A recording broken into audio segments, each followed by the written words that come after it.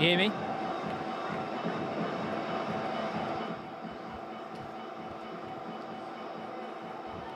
Hello and welcome to the Kia Oval for this Vitality Blast fixture between Surrey and Essex. We're hitting the business end of the group stage, and today is an opportunity for the home side to consolidate their position of strength in the South Group, not just for a quarter-final spot, but a home quarter-final berth in September. It's a rain-effective late start. It's a 12-over-a-side game if there's no more rain. We're about 11 minutes away from the first ball. We're the second game here at the Kia Oval today, the second part of a double-header. The first game was a tie between Surrey and Essex women. An amazing finish, reminiscent of the last ball of the men's World Cup final back in 2019. Essex needed 2 to win off the last ball. Phoebe Franklin in the deep, performing the role of Jason Roy, and Kira Chatley whipping off the bails to secure Surrey half the points.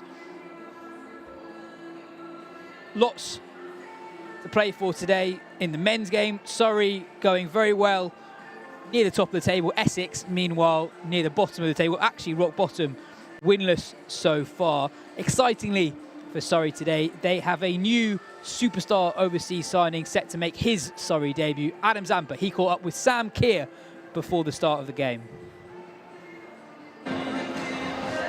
Well, the action comes thick and fast here at the Kia Oval on a Vitality Blast double-header day. Just after we caught our breath on that incredible women's game, we turn our attention to the men's game later on, and I'm delighted to say, to preview that fixture, I have got Surrey's new overseas signing, Adam Zampa, with me. Adam, welcome back to the Kia Oval, a ground you know well from your days with Oval Invincibles. Tell us about this place and what it means to you.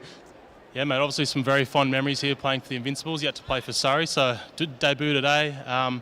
Yeah, love playing here. It's always a great atmosphere. One of my favourite stadiums in the world. How have you settled in? When did you arrive, and how's the squad made you feel welcome? Yeah, there might be a little bit of jet lag still. I've only been here for a few days, but yeah, very professional, mate. Been in the ice bath, the sauna, trying to sort myself out. Good to go. And tonight's game against a team you know very well indeed. Always fun to start with a game where it's an old team. Yeah, definitely. Speaking of fond memories, playing for Essex in 2018 and 19 was a very good time, some good friends there. So, yeah, playing against them. I don't think any of those older boys are playing here today, maybe one or two, but, yeah, good to be playing against them. You'll potentially be playing alongside Mitch Santner tonight. Obviously, we've got 3 overseas in the squad. We'll find out which 2 end up playing. But if it is Mitch and you, then that's an exciting prospect for the fans to have 2 of the world's best T20 spinners in the same side. What do you make of Mitch? And have you got an existing relationship or anything like that? Played a lot against each other. I don't think I've ever played any cricket with Mitch, but I've always respected what he's done from afar. You know, one of the most skillful spinners in the world, all formats of the game. Yeah, I don't like playing against him. He's always tended to do really well. He's a world-class player. Just going to your time in London, obviously you've had a great time in the last couple of seasons with the Invincibles. What do you make of the city, and do you like being over here for a little spell each summer? Yeah, that's why I keep coming back, mate. Yeah, summer in London is always a good time. Plenty to do. Everyone's in a good mood when the sun comes out here. So, yeah, love it. Coffee in London versus coffee back home, which is better? Back home, mate. Oh, no, we can't have that.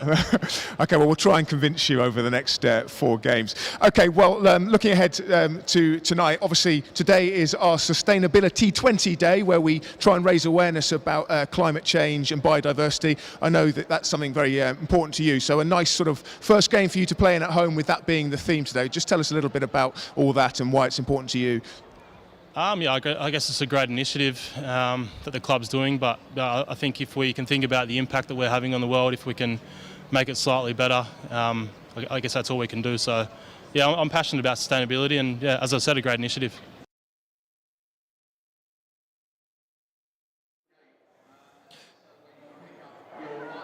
Well, it'll be fascinating to see how Adam Zampa goes today on Surrey debut. Surrey versus Essex. Surrey, 5 wins on the bounce, looking good not just for a quarter-final spot, but a home quarter-final spot.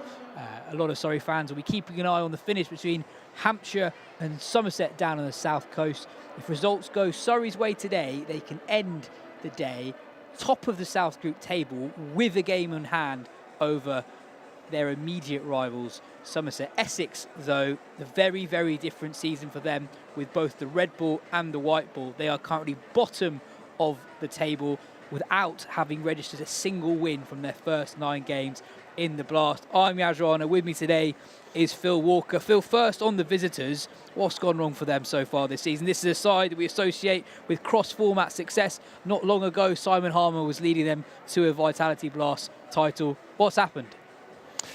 Well, how long have we got? It's a thin squad at Chelmsford, and it's been stretched to within an inch of its life this year. They have won, and sit down if you haven't heard this stat, they have won 1 game of cricket all year. 1 game in 18 they've won, and that came in a tight 4-day game in mid-April against Worcestershire, and even that game was shrouded in controversy with a questionable final wicket that fell to Jamie Porter for 23 runs. I think they won that one against fellow strugglers Worcester, and aside from that, it's been unremittingly bleak for Essex. There are numerous theories kicking around, one of the most obvious being this is a team in transition, and perhaps that's sometimes offered as a bit of a cop-out, but that is the reality of it. They have Chris Silverwood back in charge, having been elsewhere for the last few years. He made his name at Essex as a head coach, immensely successful. He's back, but they are a club that is trying to reframe its identity, bring some young players through. They've had some mini successes. Charlie Allison, who plays here, he's carded to bat 4. He's made good runs in the red ball stuff, including a brilliant 100 here in the second innings of the red ball fixture between these two sides. But aside from him and 1 or 2 others, Noah Thane, Luke Benkenstein, good young players, it's an imbalanced team at the moment, and losing their spearhead Sam Cook, who's been waylaid with England, carrying drinks. He may yet feature this week perhaps at Lord's. We can maybe discuss that later on in the piece, but Essex are struggling and losing, as Chris Silverwood said after the Yorkshire game when they went down in the 4-day earlier this week.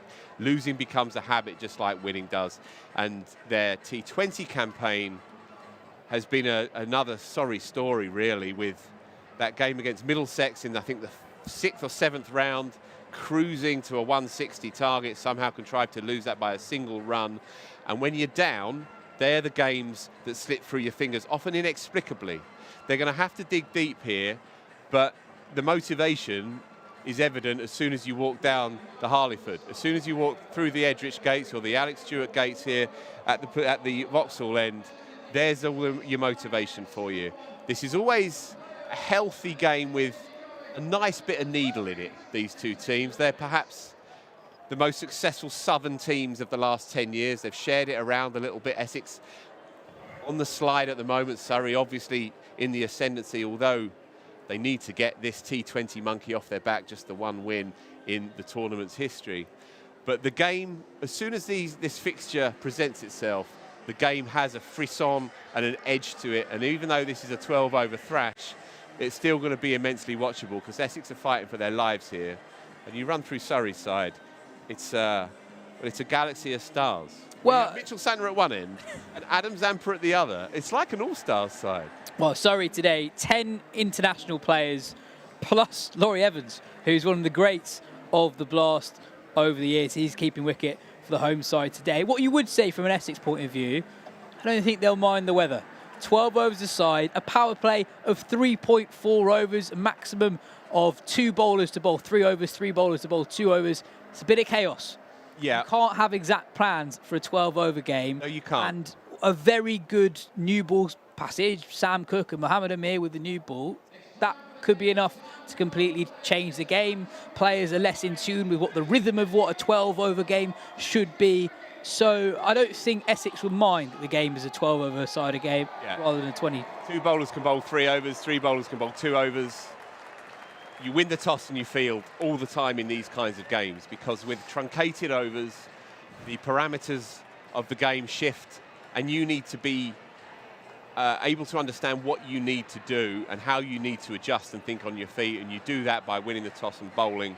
And so then Essex can control the game up to a point. Now, it could be that Surrey get off to a flyer and blast them away. But generally, in these rain-shortened games, you want to field first. Yeah, Absolutely, and it looks like, as expected, Will Jacks will open the batting for Surrey, and alongside him, Yep, it is. looks like Dom Sibley, fresh of a triple century last week here at the Kia Oval in the county championship against Durham. He's at the top of the order alongside Will Jacks. On Essex's struggles this season, one area where they've been, I suppose, surprisingly weak, comparatively so, is their threat with the new ball. Just 8 wickets in the power play across 9 games, even with Sam Cook and Mohammed Amir. So despite plenty of experience in that bowling attack, they have not been as incisive first up as you might expect. Yeah, and today they've packed the batting, and I guess in a 12-over game it makes sense to do so. They have Cook and Amir out-and-out seamers, of course, and Simon Harmer speaks for himself. But after that, it's a series of bowling and batting all-rounders, and they will hope to burgle a couple of overs from Paul Walter's left-arm seam, and a bit of Benkenstein in there as well, perhaps. Noah Thane bowls useful, muscular medium pace. But it's with the bat where they're going to have to try and get it done today. Jordan Cox in at 3, he's their key man, but we'll come to that in due course, because at the minute we have Will Jacks, who's looked incidentally in great form this year in all formats. Sam Cook with a new ball. It's a good steady start from the Essex seamer.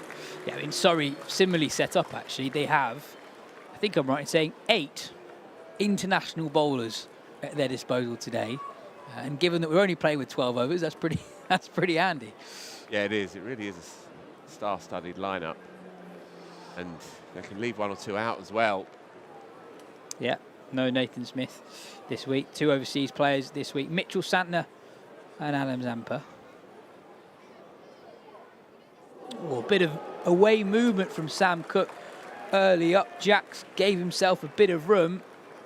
Doesn't get hold of it. An air shot, but a bit of movement as well on a pitch with a green tinge to it. Yeah, well, it's a nice time to bowl. Quite cool as well. And Sam Cook will just be happy to get the bowling boots on and send a few down in anger. It's been a funny season for him. Gets that precious test cap, but we've hardly seen him since. Fuller, he oversteps though. No ball, and it'll be a free hit. Surrey get their first runs.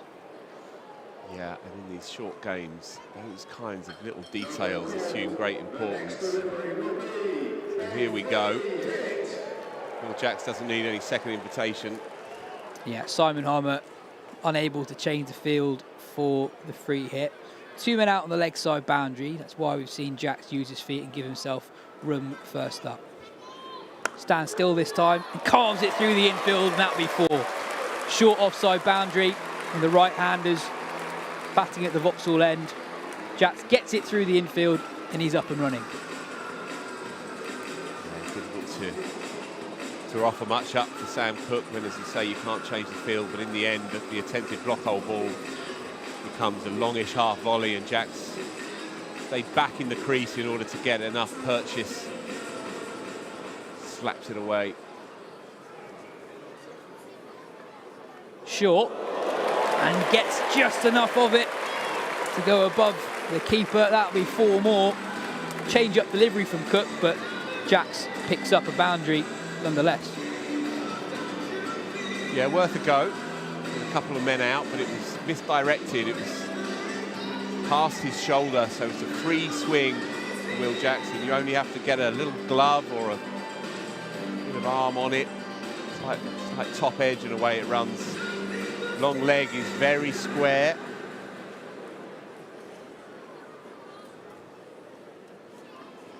Gives himself room again. Doesn't time it. Misfield at mid-off, and it's a short offside boundary, so that'll go very close to the rope. They come through for 3. It's a very eventful 3 early on. Very short hit towards the Bedser stand to the right-hander's extra cover. So although that's no more than squeezed out from Jacks, and there was a hand from Simon Harmer, that very, very nearly hits the rope. Actually, very good work at the end from the Essex skipper. Yeah, not the most elegant work he's ever committed to the cricket field. He's lethal in second slip is Simon Harmer, but perhaps these days not the smoothest across the ground. Still, managed in the end to claw it back. Sibley on strike for the first time. Defended to the man at cover. That ends the first over. Surrey, 13 without loss. Do you think there's a danger as a batter almost losing your shape and going too hard too early when you've got 12 overs? I don't think there's an enormous amount of difference, really. Will Jackson's storied opening bat now, and the first 6 in a 20-over game will be attacked in the same way as the first 3 in a 12-over game. Your technique doesn't shift, really. And he's quite a classical player. He tends to offer proper cricket shots. And so his strike rate is outstanding, but he doesn't do it in an especially maverick or dangerous kind of way. His range of shots are such that he can maintain a degree of orthodoxy in how he goes about it. It's interesting that they've gone with Dom Sibley as well in a 12-over game, but it's a sign of what form he's in and how well he's been going at the top of the order here in the T20 side. Mo Amir on from the Vauxhall end and squares Will Jacks up. First up, Amir, a man with fond memories of this ground. Champions Trophy winner here with Pakistan back in 2017. He bowled the spell of the game. Yeah, I was just thinking exactly that. I was sat up there in what's now the SSE Energy Solutions stand with a Pakistani friend of mine, and bowling from the same end? I think he is. Yes, actually, yes, because he gets Kohli out from this end with one that just climbs at Kohli and takes the top of the bat splice and loops up to backward point, and he blew India away in that crazy game. Early movement from Amir, moving away through the air from the right-handed Sibley. Sibley looking to access that shorter leg side boundary. And it is one of those games here at the Kia Oval where we're already 3 strips away from what will be used in the Test match here in a few weeks' time. So a slightly shorter side to the Archbishop Tennyson School side of the ground. Amir bowling with 1 slip in place. And that's flicked almost straight to the man at fine leg. It's not a long hit to him. But either side, that would have been 4. Very steady start this from Amir. 2 off his first 3 deliveries. Yeah, he doesn't have the pace of York. He was a real tearaway when he first emerged. He's a cannier bowler these days. He's been round the block many times, but he's fond of Essex, and Essex are fond of him. It's his 3rd stint now at the club.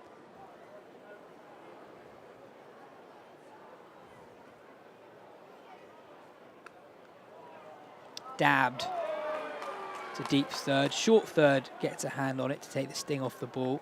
Interesting that Amir is bowling with cover on the offside boundary to Jacks. To Sibley, the 2 deep men are deep fine leg and deep square leg with cover at mid-wicket, suggesting that he's going to bowl a little bit straighter to Dom Sibley. That said, induced a player miss with a ball that moved away from him a couple of balls ago.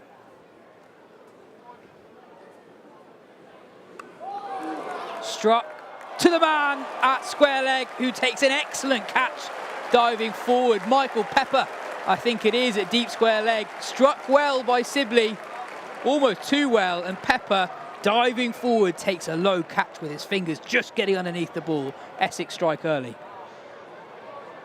Yeah, it was good connection by Dom Sibley. It would have felt good off the bat, but Michael Pepper was sharp in and took a fabulous catch sprawling across the turf. Interesting that he doesn't take the gloves in this side, yes, and that Jordan Cox in the T20 side is now their main keeper, and I wonder if this is in part Cox wanting to expand his repertoire with English selectors on hand, watching his every move. They all keep, don't they? Yeah. Basically everyone who wants to play for England these days with a bat can keep wicket, and Cox, we know, is an outstanding outfielder, lit up that Blast final a few years ago with Kent. Pepper showing that he's an outstanding outfielder too. The new man, Jason Roy, what a battle this is. Mo Amir against Jason Roy in the Vitality Blast. He'll start with a slip 2. Different field for Roy compared to what Essex had for Sibley. Just one man out the leg side. That man, Pepper, at deep square leg. And a regulation deep third 2. Final ball of the second over. That's vintage Jason Roy. Slapped hard through cover point for 4. He's up and running. Yeah, and that right there in microcosm is why he's been such a lethal player in this form of the game for so long. He hits good balls for 4 at the top of the bounce, and it's a completely natural, impulsive way that he plays. One of the slightly discordant elements of watching him in the red ball side earlier in the season is that you sensed he was second-guessing himself. In white ball cricket, there's none of that. And that was a glorious shot on the up. That snap of the wrists as well on connection. And that's flown away. Yeah, you can see the energy that he imparts on the ball by the velocity of the follow-through. That bat ending over his left shoulder. Sam Cook will bowl his second over. 3.4 overs in the power play.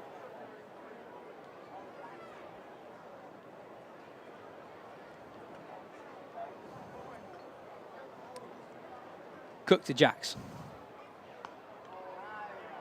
Yeah, it's a good delivery from Cook. Just back of a length with 2 men out on the leg side. It's a difficult delivery for Jacks to attack.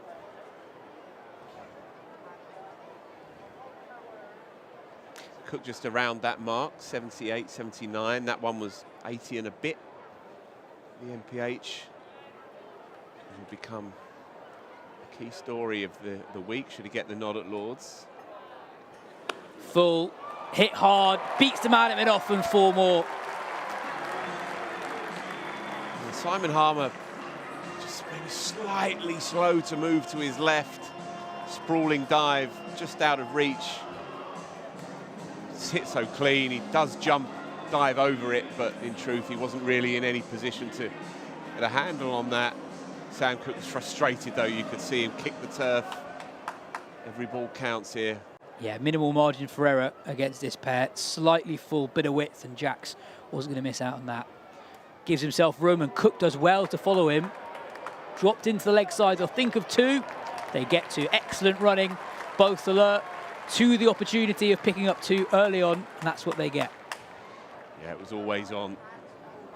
Good running, good alert cricket. Start now this for Surrey.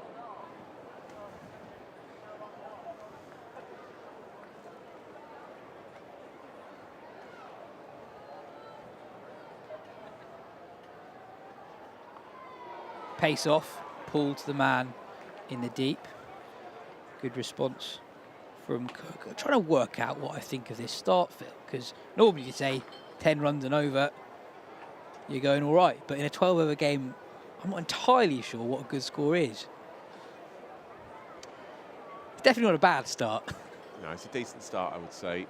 The ball's done a bit. You can sometimes go too quick too soon.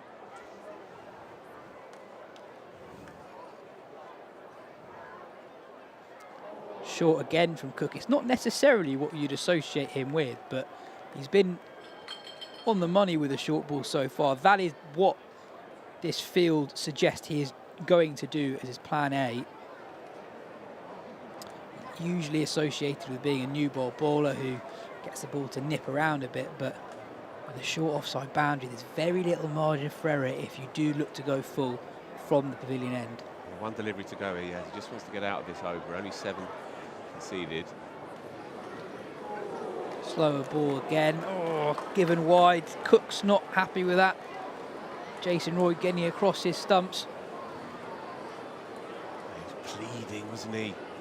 That ball just nipped a shoelace of Jason Roy, but umpire not interested. Got to bowl that again. It's frustration for Sam Cook.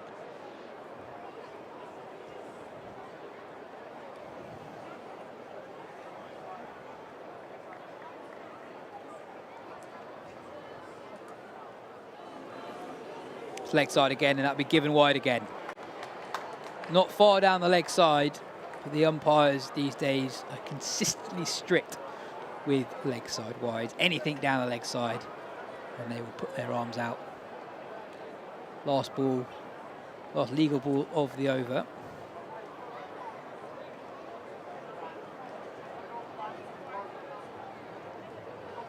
Nine runs from it so far.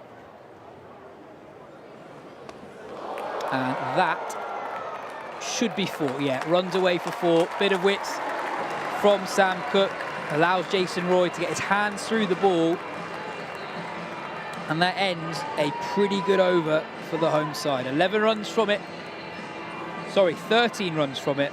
Yeah. They are 33 for 1 after 3, with 4 balls remaining in the power play. And this is it. These are the margins. 7 from the first 5, 1 delivery to bowl. You let 2 drift down the leg side. Final one's carved away for 4, and effectively you've given up 6 from that final delivery. A reminder that this is the Sustainability 20 here at the Kia Oval. Ping the QR code to take part in the quiz for a chance to win tickets to the Kia Oval Test match this summer between India and England. That series, of course, intriguingly poised after the second game. India getting over the line today at Edgbaston. We have a change in the bowling attack for Essex. To complete the power play, of which only 4 balls remain, is Luke Benkenstein, the young all-rounder who's been an ever-present in the Essex side in the Blast this season. 7 wickets at 19. 8 wickets at less than 19. Benkenstein starts with a wicket. Jacks chips straight to mid-off. And a very handy start for the youngster. Well, look, he's a cricketer that Essex are very excited about indeed. He's been involved in the pathway with England, featured for England under-19s. He's a sparky white ball leggy at the moment, but a very, very useful lower order batter as well. Not much of him, still developing physically. But as you can see, has a sprightly leg spinners action. Echoes actually of Zampa in this game. I was just thinking that in terms of the energy he has at the crease. Yep. He's someone who looks to tap bail height. Yep. A modern style T20 leg spinner. And admittedly in a fairly fallow year for Essex as the white ball side, he is top of the averages comfortably. Picked up 7 wickets from his 10 games, but at a decent average, an economy just slightly under 9s as well, as you say. And so, considering he's just a young 20-year-old making his way, he's holding his own. This will be a challenge, though. Sam Curran loves leg spin, and he loves batting from this end. It's a longer boundary out towards mid-wicket for him than often we find here. The pitch is further towards the Archbishop Tennyson School as you picture the ground. So it's a bigger hit out that way, but he is such a natural. It just suits his eye from batting at the pavilion end to eye up the gas holders and let fly. And Benkenstein's natural angle and drift into the left-hander will certainly interest Sam Curran, but it's been a good start here for the kid. Yeah, one run from the first 2 deliveries in the over, 2 balls remaining in the power play. Well fielded by the skipper Harmer amid off. Third time lucky. Yeah, but also you're seeing what we were talking about with Benkenstein. Doesn't give it a lot of air, looks to rush the batter. He's been very accurate with his length so far.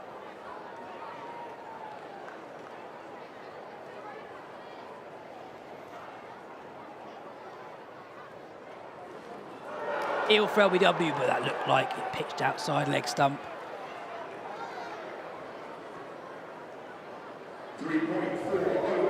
That's the end of the power play. 35 for 2 after 3.4 overs. So the field restrictions change. Essex now allowed 5 men outside the 30-yard circle rather than 2. The field pushes back 3 men out on the leg side, 2 on the off. Fuller and straighter from Benkenstein. It'll only be 1 again. Excellent over so far. 3 runs and a wicket off the first 5 balls. Look at the speed there, nearly 60 mph. We both went to point to it on screen together, but that's what you want. That's what you want from your leggy, that variety, but his stock ball at this level. hit really hard and covered us very well, because had he not got a hand on it, that would have almost certainly gone to the boundary for 4. In the end, they pick up 2, and it ends an outstanding first set from Benkenstein. Just 5 runs from it and the wicket of the dangerous Will Jacks. So here's a look at the highlights from the power play. Will Jacks got Surrey off to a quick start before Mohamir struck in his first over, picking up Dom Sibley. Excellent diving catch from Michael Pepper in the outfield. And just as Surrey were getting going, Luke Benkenstein pegged them back in that previous over, just 5 runs from it. So Surrey now 38 for 2 after 4. Simon Harmer brings himself on for the first time today, bowling to the left-handed Sam Curran, who's got a short leg side boundary to play with.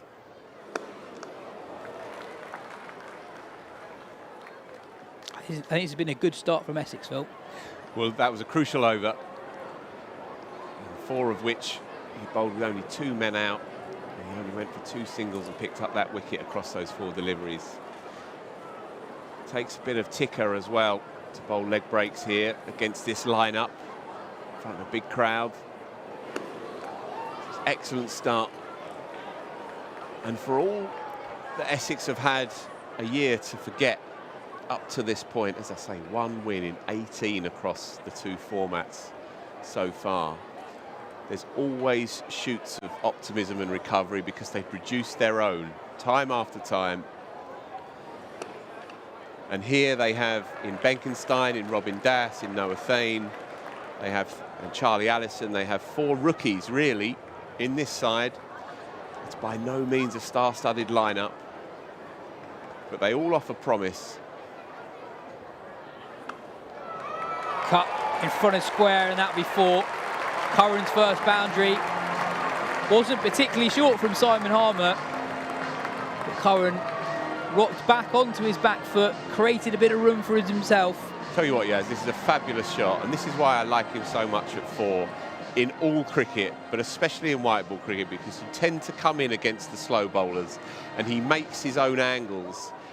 There was nothing wrong with that delivery, and he's absolutely marmalised it in front of the man at deep cover, and that's a 75, 80-yard boundary out that way, but Charlie Allison didn't stand a chance. He hits it so clean against the slow men. He's a natural 6-hitter as well. 7 runs from the first 5 balls of the over. It's better. So another very good over for the visitors. 8 runs from it, 13 runs from the last 2 overs. Spin working well for Essex so far. Surrey 46 for 2 after 5. It's going to be Matt Critchley now, so they're going to keep ringing the changes, yes, and I think that's a good move because you feel like, with Curran in particular, against the leg spin of Benkenstein, after having now had an over to size him up, everything was full, everything was on middle and leg to the left-hander, then he might just have fancied it. Different trajectory and angle now from the taller leg spinner. With Roy on strike, I don't mind this. Yeah, big over this for Critchley. Can he back up what Benkenstein produced in the previous over from the Vauxhall end?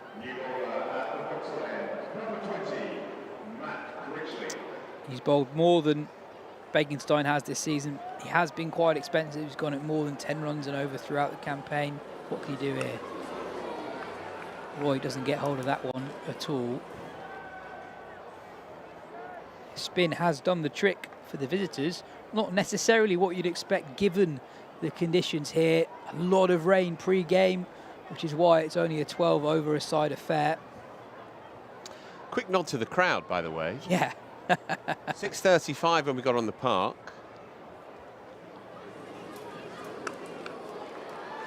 Probably some 3.5 hours after the women's game finished.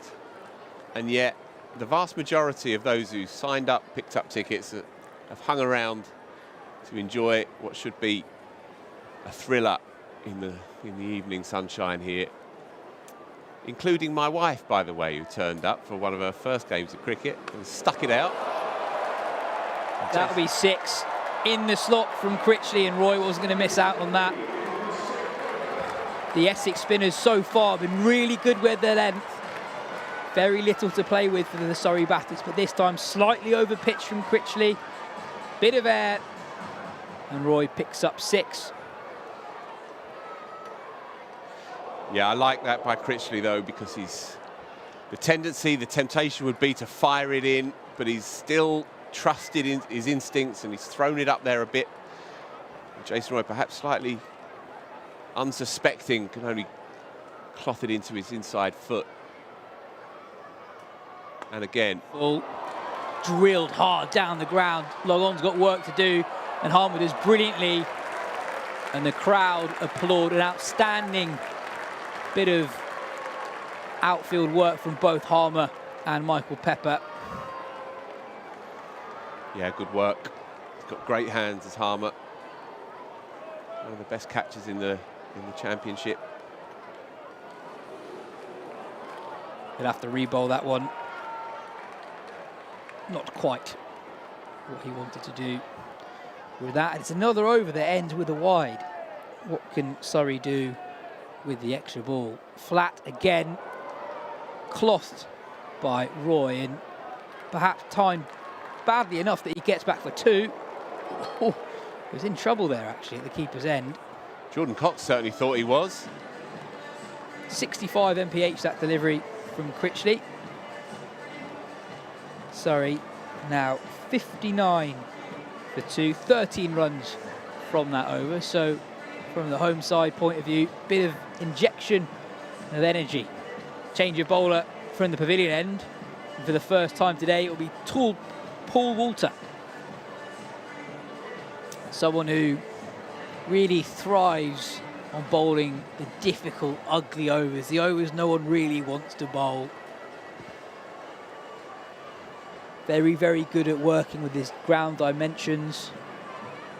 He's someone who really does bowl to his field. Yeah, the challenge will be suppressing Sam Curran through the onside. That boundary is 55, 60 yards out towards the school. Left arm over to left-handed hitter. His line is going to have to be perfect here. Otherwise, Curran will just help himself over to his side. And no boundary is going to be big enough unless he lands it right in the block hole. It's going to be pace off and block holes you fancy here. That's gone miles. There you go. That's always the danger. He goes full. He misses his length only by a few inches or so. But Curran is able to get underneath it and nail it on over the cow corner boundary for 6. Yeah, there's a lot of talk of matchups in inverted commas these days in T20 cricket. And you look at this, you look at the angle, you look at the dimensions of this particular setup, these two, and you can't help thinking that Curran's onto a winner here. Walter's got to fight back. Curran accesses the same part of the ground, and it's 6 more into the dressing rooms. Right. Difficult for Walter. It's difficult for Walter with the field that he's got. 3 men on the leg side and very little protection on the offside. Yeah, so I would say off stump Yorker here, as in right on the tram lines, will be his go-to now. But if Curran is mindful of that, then he can adjust his own position on the crease and climb into it through the offside even.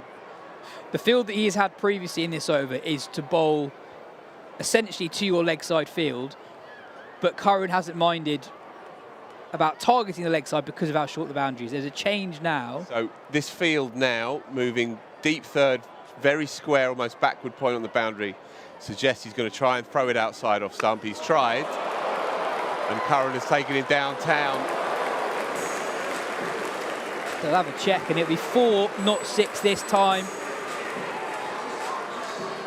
I'm not sure that was quite the delivery that Walter intended, given the field change. No. Still in Curran's arc. Curran doesn't quite time it as well as the previous delivery.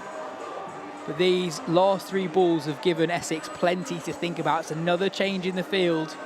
2 balls ago, there was 1 man out on the offside. We now have 3.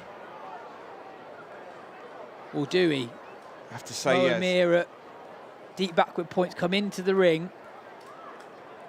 Felt like a curious decision to put pace back on the ball anyway. Walter gets away with it. Slower ball bouncer, just out of Curran's reach. Really slow, just 51 mph on our speed gun. I tell you, when that third delivery sailed over Paul Walter's head for what looked like it could be 3 in a row from the first 3 of the over, and he looks a bit stiff anyway, and Sam Curran's coming for you. That's gone really high into the air. Cox takes a good catch, had a lot of ground to cover, essentially taking that from square leg, and that ends a Sam Curran carnage. Yeah, even mid-wicket, you don't often see a keeper run that far to pick it up. It was a good catch in the end. And for Paul Walter, desperately needed respite. 6-6-4, and then a blob, a dot, and finally the wicket. But a useful hand by Scurran, 25 from 13. Exactly what Surrey needed. Well, that's the length, I think. If Walter's going to bowl to a left-hander at this end, he's got to bang it into the pitch, make it difficult for the left-hander to get underneath the ball. Yep. It ends a very, very good innings from the Surrey skipper. 25 off 12, a good injection of energy. First of 4 right-handers now, unless Mitch Santner jumps up the order, and so at least that will help with Essex's fields to clarify what they might want to be offering here. I was surprised that they went with Walter with the pace on after Benkenstein and Critchley had bowled usefully. I thought maybe those 2 opening bowlers, Amir and Cook, plus the 3 spinners may have been sufficient to get this done for Essex. Harbour saw it differently. Pace off. Evans goes down the ground. Ball plugs. Long on does well, and they come back for 2. 18 runs from the over. In truth, Walter's done well to come back from that, to come back from those first 3 deliveries where he conceded 16. Surrey 77 for 3 after 7. Yeah, it's interesting to see how Harmer plays it from here. You're allowed to have 2 bowlers bowl 3 overs, so with 5 overs remaining, loads of options at his disposal. It looks like it's going to be Critchley again, expensive in his first over, 13 runs from it, but now bowling to 2 right-handers, Evans and Roy. I feel like Benkenstein deserves another one after his excellent first set. Just 5 runs and a wicket in his first over. Short and wide, and Critchley gets away with that. Excellent work at backward point. That was a long hop. You say he's got away with it, though. I don't mind that line. It was touch and go for sure, but I don't mind that approach. As we saw the previous over, again, that's a decent line to the field that you've set here and the dimensions of the ground. You saw it in the previous over in the block hole. He gets taken over mid-wicket. Flat and 6. Fired in. The first time this over, Critchley's gone straight. He has been punished. Do we have a catch in the crowd? Nope. No. Palmed off. Secondary catch, unfortunately. But the crowd are in good spirits. And as I say, fair play to the good punters of South London. Yeah, that was out the front of the hand, Matt Critchley. And Jason Roy saw it straight. And great clarity, just climbs into it. It's a glorious shot. Again, at the top of the bounce. You know his game's in good order when he stays still at the crease in the execution. Just came out of the shot a touch there. Interesting over. I think Roy will feel like he's missed out on that occasion. Took a couple of steps across his stumps, looked to access the leg side again, that shorter boundary. So much of this game is going to be about that short side. Left alone, that was close. Given wide. But again, Critchley going to what brought him success in the first 2 deliveries in the over. Might not look like the classical leg break, but it's effective with this field. Bowled him! Full and straight from Critchley. Rewarded for his courage. He's gone from just 7 runs in this over so far, and he's picked up the wicket of the dangerous Roy, who departs for 30 off 17. Surrey 84 for 4. Yeah, you used the word courage, Yaz, and you're bang on there. Took some balls, let's put it that way, to bowl it straight and full. Jason Roy, another sprightly hand. Yeah, if to go. You're going to compare that to the delivery that went for 6. Slightly flatter, slightly fuller, more block hold and slot. And that's a very hard delivery to get underneath. It is. Wonder when Jay Roy looks back, perhaps thinking about punching down the ground because it was full right on the bootlaces. They keep coming.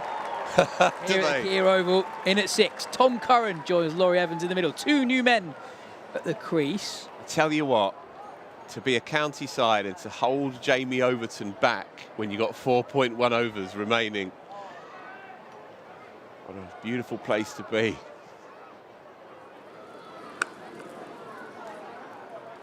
Curran gets off the mark. Essex won't mind that at all, though. 8 runs from that Matt Critchley over and the wicket of Jason Roy. Surrey 85 for 4 from 8. Phil, I still have no idea what a good score is. Well, I don't think Essex will mind this. Surrey obviously doing well, going at 10 runs and over.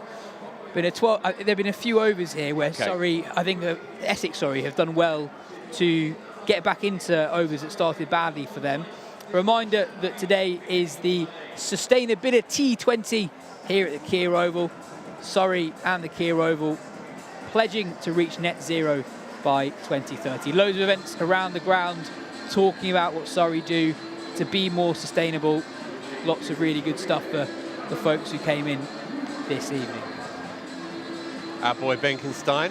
Change of ends for Benkenstein. Excellent first over. 5 runs and the wicket of Will Jacks. Nearly swept straight to Mohammed Amir at short fine leg. Again, keep an eye on that speed gun. These are quick leg breaks. 58 mph. Tom Curran looking to use the pace on the ball.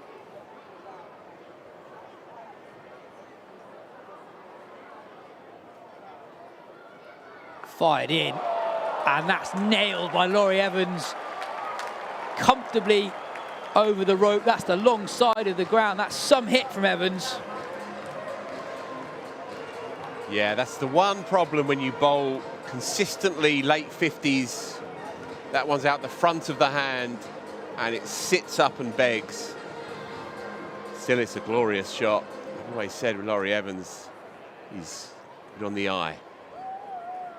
Few players as elegant in the shot in the English game as Laurie Evans. That's a big hit that way. And that's brilliant from Evans. Absolutely brilliant. Clears the front leg, gets the ball in front of extra cover to the boundary, 4-4. Excellent precision. 10 off 2, Benkenstein under pressure.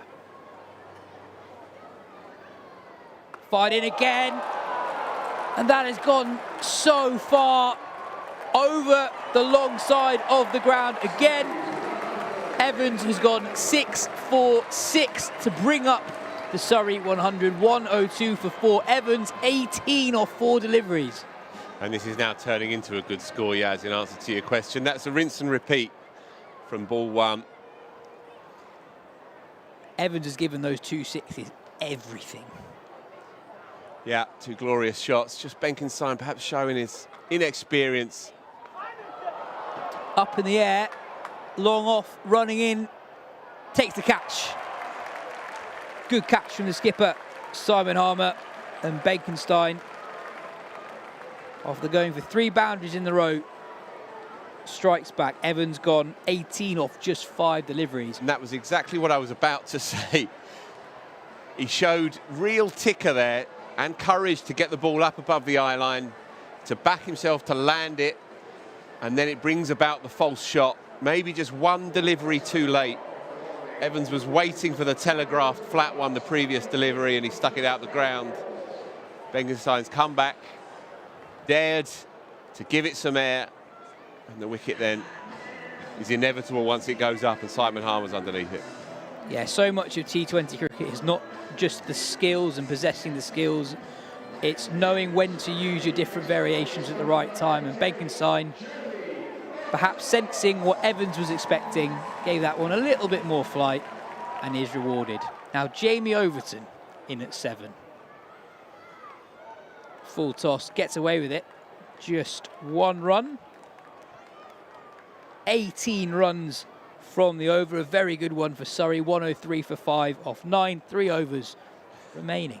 So yeah, from Surrey's point of view, when you consider how Essex have struggled with the bat throughout this year's tournament, I mentioned earlier in the piece the harrowing failed run chase against Middlesex when it was all in their favour. They were chasing 161 to win the game, cruising, contrived to lose that one by just that 1 run.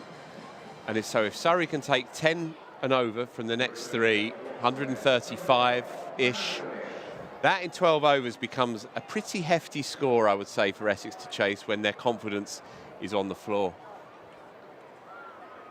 Jamie Overton in the crease. He'll face up to Mohammed Amir. Back from the Vauxhall end. Pulled into the leg side. Oh, that's a brilliant catch from Noah Thane. Running across from deep mid-wicket. Diving to his right. Struck firmly from Jamie Overton. It's an excellent catch and it's a big wicket too. Overton can be destructive. He departs after 2 deliveries. Surrey 6 down with 2.5 overs remaining. Well, one thing Mo Amir has is ramrod accuracy, and he always has had. And he's bowled perfectly to his field there. That slightly awkward length. You can't fully climb into it. Overton got a fair amount of it, maybe slightly high on the bat as he was pointing to as he walked off. Still, it's a very good catch, Noah Thane. They've caught well in the outer of Essex. Yeah, some very excited kids in the background there who had the best view in the house of that Noah Thane catch. Essex have caught well. As we said earlier, they keep coming for Surrey. Chris Jordan in at number 8. Surrey so far have been able to maintain their intensity with the bat. Now 6 down, can they still do that? Sort of stopped on Jordan there. Gets through for a quick single to bring Curran back on strike. Santner still to come in at number 9. It's just got to be slightly mindful. Reece Topley and Adam Zampa, I don't think they'd be too offended by being described as number 11s, naturally the 2 of them, and so you just have to make sure that they utilise this final 2.5 overs. Oh, that's close. Driven down the ground, Amir got a finger on it, but Chris Jordan clearly made his ground there. Had to be alert to it though, did Chrissy J, and Nigel Long, eagle-eyed, yeah. Jordan was fine, just about. Yeah, good cricket and good umpiring all round, but it's a very, very good start to this over from Amir. 1 run and a wicket from the first 3 deliveries, and that's a brilliant shot from Curran. It's gone for 6. Angled in at his hip, and Curran almost swivels the ball over short fine leg for 6. That's a brilliant shot. Inventive cricket from Tom Curran. He gets Surrey back into this over. Yeah, Amir will be cranky. Errant line, easy pickings.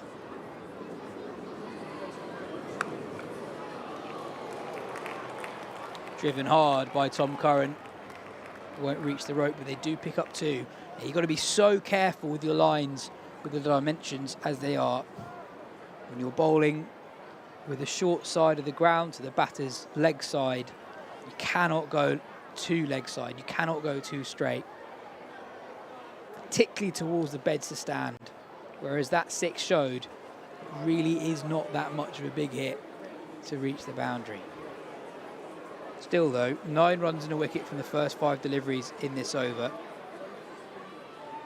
Short, pulled hard, pull for 4. It's a very, very good finish to the over from Surrey and Tom Curran. 12 runs from the final 3 balls of the over. Surrey now 116 for 6 with 2 overs remaining.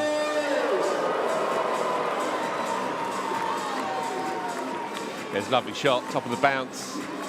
Rolled his wrists on it as well. Slightly telegraphed by Mo Amir towards the end of the over though. It's going to be Sam Cook then to see us out from the pavilion end. Penultimate over of this innings.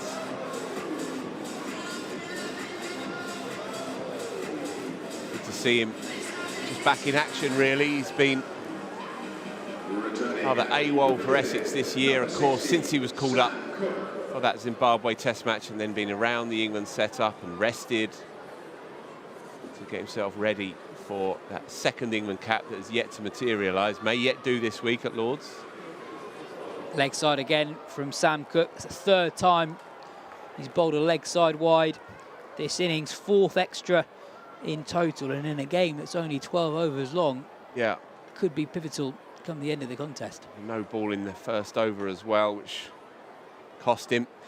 But again, I wonder if with 4 leg side wides from one of the most accurate bowlers in the country, a bit of ring rustiness perhaps.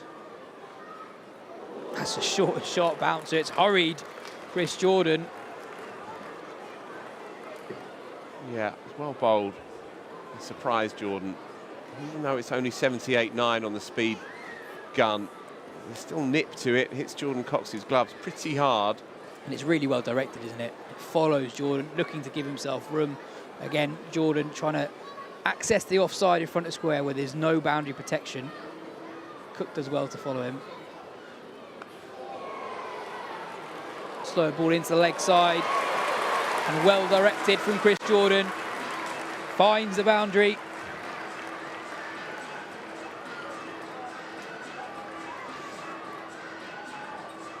That's very good batting from Jordan. Initially, it looked as if he was going to give himself room again, but then actually he does the opposite of what the bowler would have expected. Goes across his stumps and manufactures an angle to get that ball between those 2 deep leg side fielders behind square. Good contest this. Dot for dot. 9 deliveries remaining in the Surrey innings. Run rate 11.52 runs and over. Reminder, as Phil teed up earlier in the piece, it's not just Surrey who bat deep today. The visitors, Simon Harmer carded to come in at number 9. Short. Going back to the point on Sam Cook, yes, perhaps it's not the time, so we'll have to be quick. But he's bowled 35 overs in a month in professional cricket. Bowled 27 overs in a first-class game for Essex 2 weeks ago against Hampshire, and bowled 4 overs at the start of June on the 8th, and the same on the 12th. So 35 professional overs in a month. Leg side again, and Curran frustrated with himself. For a bowler that is all about rhythm, all about repetition, a bowler who, by his own admission, gets better with work. And you do wonder, as we move into the Lord's Test, and there's certainly been murmurs around shaking up England's bowling attack, whether the sense that you got with England at Edgbaston. That's gone high into the air, but it's not gone very far. It could land safely. It does. Come back for 2. 9 runs off Sam Cook's final over. Decent effort. Sorry, 1-2-5 for 6 with 1 to go. Yeah, he's done okay there as Cook, really. Yeah, just going back to that point ahead of Lord's, as you saw, England were undercooked going into the Leeds Test. They got better as the game went on, their seamers. And you do wonder that if Cook does get the nod for Lords, or if Gus Atkinson gets the nod for Lords. Surrey's Gus Atkinson named in the squad straight after the Test match defeat today. Perhaps he'll get the nod. Perhaps it will be Jofra Archer. Perhaps it'll be all three. That is a seriously undercooked pace attack. And a bowler like Sam Cook needs overs under his belt. I think that's exactly it. Different He has, bowlers need different build-ups to a Test match. I heard Rob Key say a couple of weeks ago that someone like Archer, someone like Mark Wood, they don't need many overs under their belt. Someone like Chris Woke, someone like Sam Cook probably do need to be bowling more overs before they get onto the park. It's a tale as old as time. England squad members, bowlers who aren't in the team but in the squad, not playing games of cricket in the heart of the summer and going into possible opportunities cold may well be what faces not just Sam Cook, but as you say, Archer and Atkinson all in contention. Jamie Overton too, also in that squad for Lords. 15-man, maybe even 16-man squad for the Lords Test.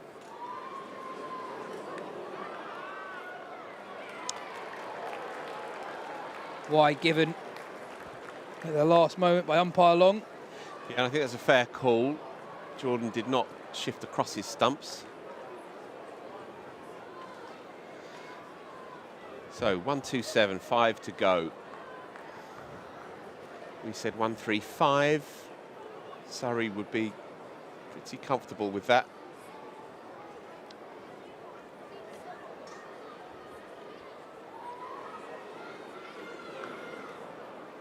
Face off from Amir does the trick. Just one run from it. It's a good start to this final over from Mo Amir. 3 runs off the first 2 legal deliveries. Surrey 1-8 for 6 with 4 deliveries remaining. These two, Jordan and Tom Curran, have done all right here. They put on 25. Just as it felt like Surrey were losing a bit of momentum.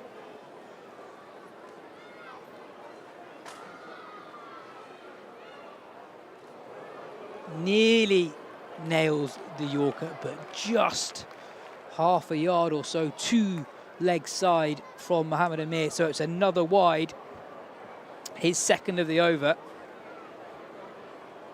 6 extras so far in the Surrey innings.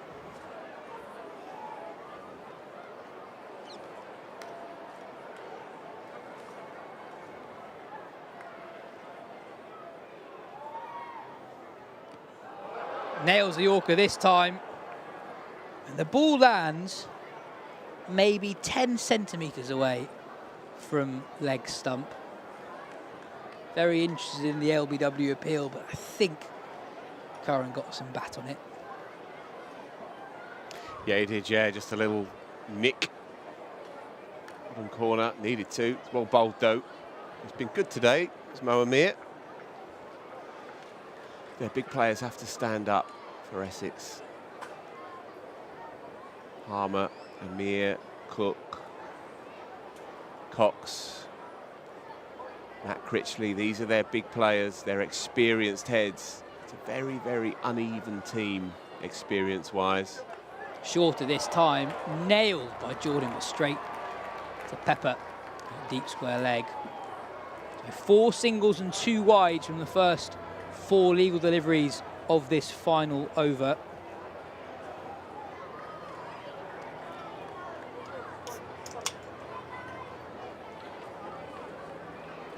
Wonder if Curran looks to target that short fine leg boundary again. It's the shortest hit today. Oh, that's a glorious shot from Tom Curran. Hit hard through extra cover for 4. Got really low, able to get real power behind the ball. He picks up 4. Surrey get to that score of 135 with 1 delivery remaining in the innings. Yeah, real flourish and flamboyance to that shot.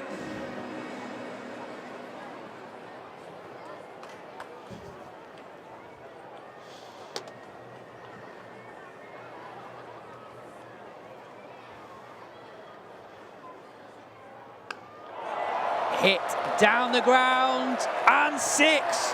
What a finish. He's got one. He's got one. Caught it. Yes, sir. In the flat cap. Yes, please. Up he goes. Oh, his mate. There he goes. They're so happy for him.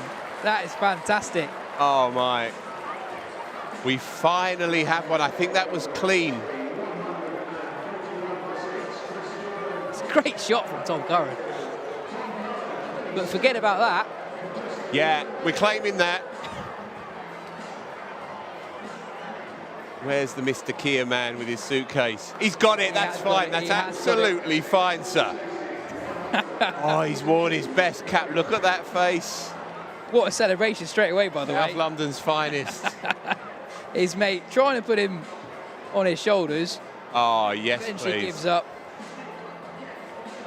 Ah, what a way to end the innings. And hasn't he styled that out well? No one else is backing him up here. Come on, get him up on the shoulders. Yeah, it just swirling his glass.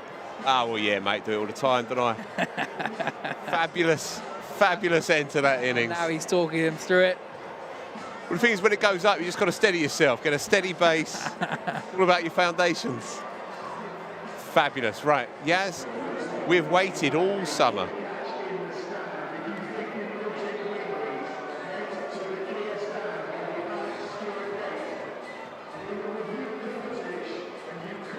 You heard the man. Head to the Kia gates. Where the footage will be reviewed. I think he's safe. All right, let's have a look. This could be a better angle, you know. Come on, don't fail me now. That is absolutely, but we are giving that. That is clean. We are giving that. So fabulous. he is in line to win £1,000 for our friends at Kia for taking a catch in the crowd.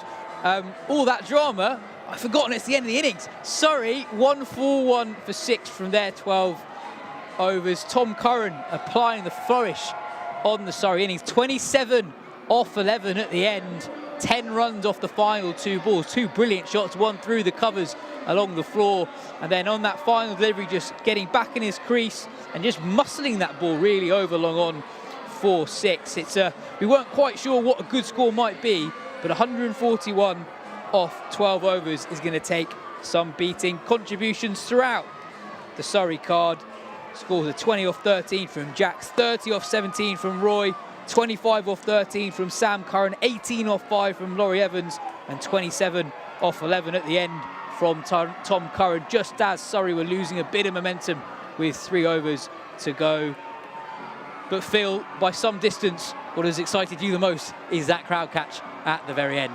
I love the way he hugged it to his chest like a newborn. He was not letting go of that. That was magnificent. And again, when you watch it again, and we'll clip it up and we'll talk about it for days on end, the way he just nonchalantly just tosses it back to the fieldsman as well.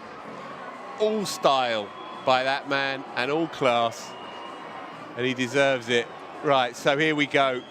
Will Jack's got going hard and fast.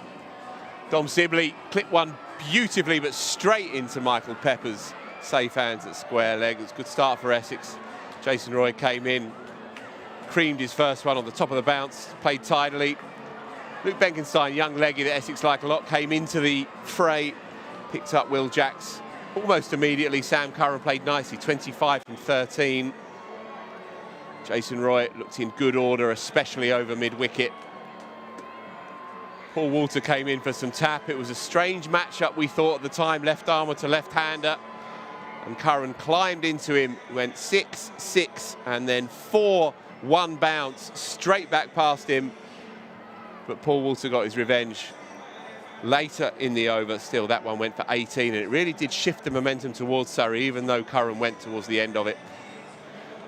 Surrey's batting depth really coming to the fore there. Lots and lots of contributions all the way down the order. No one really going on to make a big one. And in a 12-over game, that's really what you're after. You don't need to consolidate, really. You want to be attacking from ball 1. And here we go. The moment of the game so far. That catch in the crowd for the gentleman in the flat cap.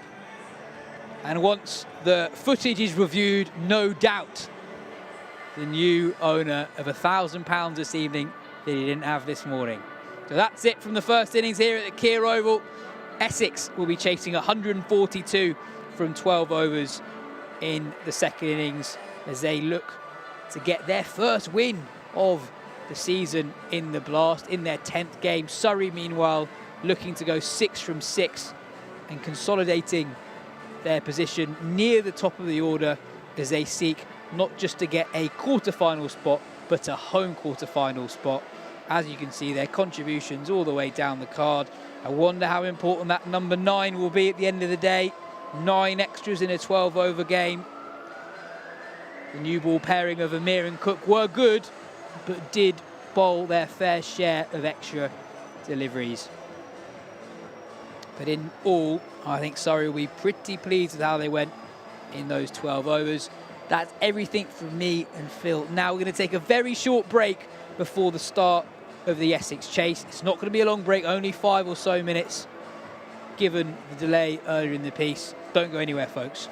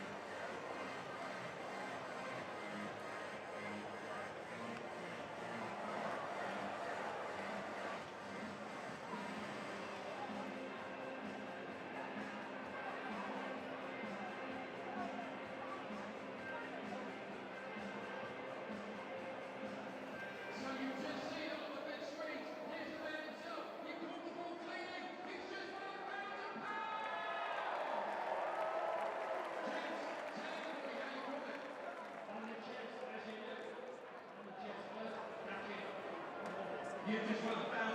Make your way over to the Kia stand. Run out to it. On our middle and over.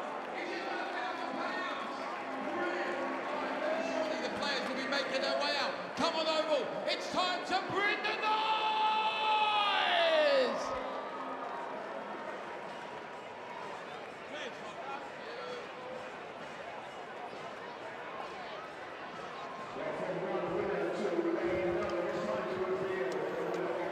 Yeah, we got you.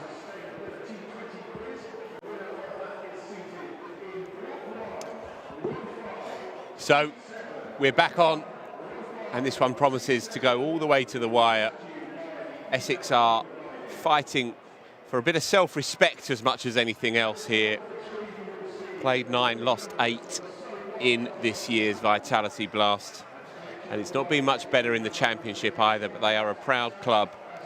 And they will be absolutely desperate to chase this down. 141 set in the end in 12 overs by Surrey's garlanded batting lineup. And for Essex, well, they can't buy a win at the moment, but they know exactly what they need to do here. And if I could offer one note of caution, don't go mental immediately, because it's one of these funny lengths of game. It's not quite a 5 or 6 over thrash where everything must go, closing down sale vibes. This is 12 overs. If you're not careful, you can end up being 30 for 4 and you've lost the game here. So it's 11s consistently across 12 overs, and then you get somewhere pretty close to that target. Run rate 11.75 is what they're after. That's what they need. And so it should be pretty clear as to what they need to do here. It's going to be Paul Walter opening up with Michael Pepper. Both of them have underperformed in white ball cricket this year. Michael Pepper in particular, who is probably on the edges of international recognition. He often appears in the top echelons, top tens of run scorers in the Blast. He's been a consistent player for Essex, destructive player on his day. He makes big hundreds as well in this form of the game when he gets in, but he's only made 177 runs across his 9 innings to date in this year's tournament. It'd be a good time against Reece Topley to get back into the swing of things. There'll be runs immediately down the leg side. Nothing from Michael Pepper. Not a touch of a thigh pad or anything, so it's going to be a wide and a single to get wide and a bye to get going. Well, 9 extras in the Surrey innings, 2 already in the Essex run chase. You talk about not wanting to lose too many wickets. First up, Essex 2s played Surrey's 2s last week. Reece Topley was in the side. And at one point, Essex 2s were 9 for 7. Yeah, 9 for 7. Topley off 3 overs had figures of 4 for 1. Yeah, I did hear that that may have happened. Tough year for Essex County Cricket Club. This would taste pretty sweet, though.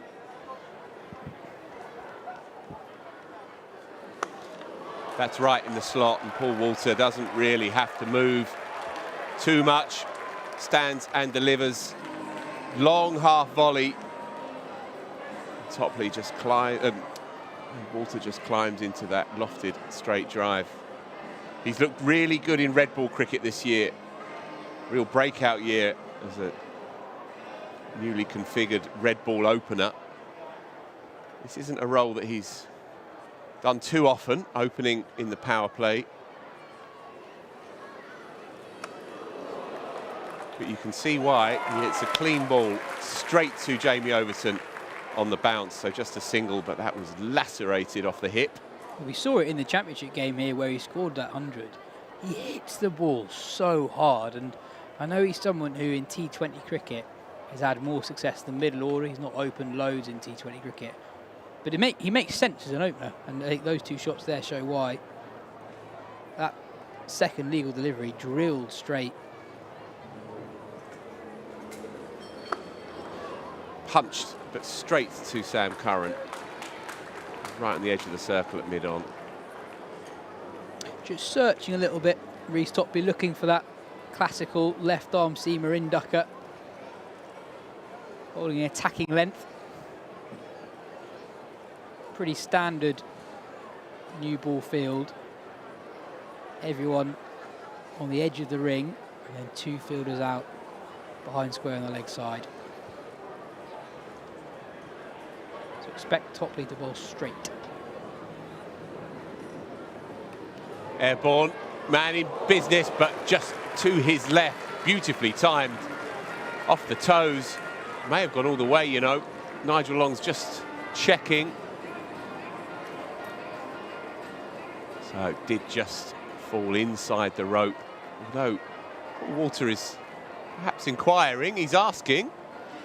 The non-striker, Nigel Long, insisting that, yeah, again, on the replay. Our replays do suggest that this quite comfortably landed. Comfortably, and in fact, now umpires are conferring.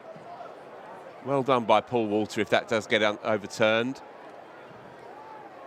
Nigel Long, yeah, overturns his original decision, and so the right decision is made. That was, as Yaz says, comfortably outside the perimeter, and so 6 followed by 4, 1 bounce straight down the ground. Not Reece Topley's best opening over, perhaps just finding his way back a little. And a good start now for Essex, 17 for no loss. Yeah, Ball's in. It's a great start from Essex. Topley He's not able to find any swing movement through the air in that opening over. That 6 off the penultimate delivery just shows you how small that boundary is towards the bed to stand. No more than a flick from Pepper. I'm not sure he was intending to hit that ball for 6, but 6 it went. And Essex off to a bit of a flyer. They need 11.36 runs and over. So nobody out in the covers. 2 men on the leg side. Tom Curran's going to try and bowl wicket to wicket. Paul Walter clubs it into the onside, and Will Jacks will just scurry round and keep it to a couple. But Walter alert to what Tom Curran would be planning. He's sized up the field, recognises that there's nothing for Tom Curran bowling wide outside the left-handers off stump. So what will Walter do? He'll try and create some angles for himself here.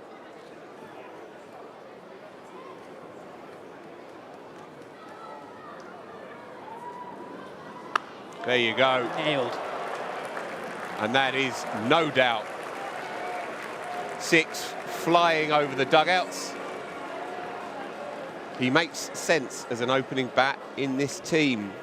They've been trying with Dean Elgar, who's really out of form in all formats. Their overseas star. It's not worked for Elgar. They've tried other options as well. They began with Adam Rossington in the early part of the T20 campaign. Well, these two just seems to work.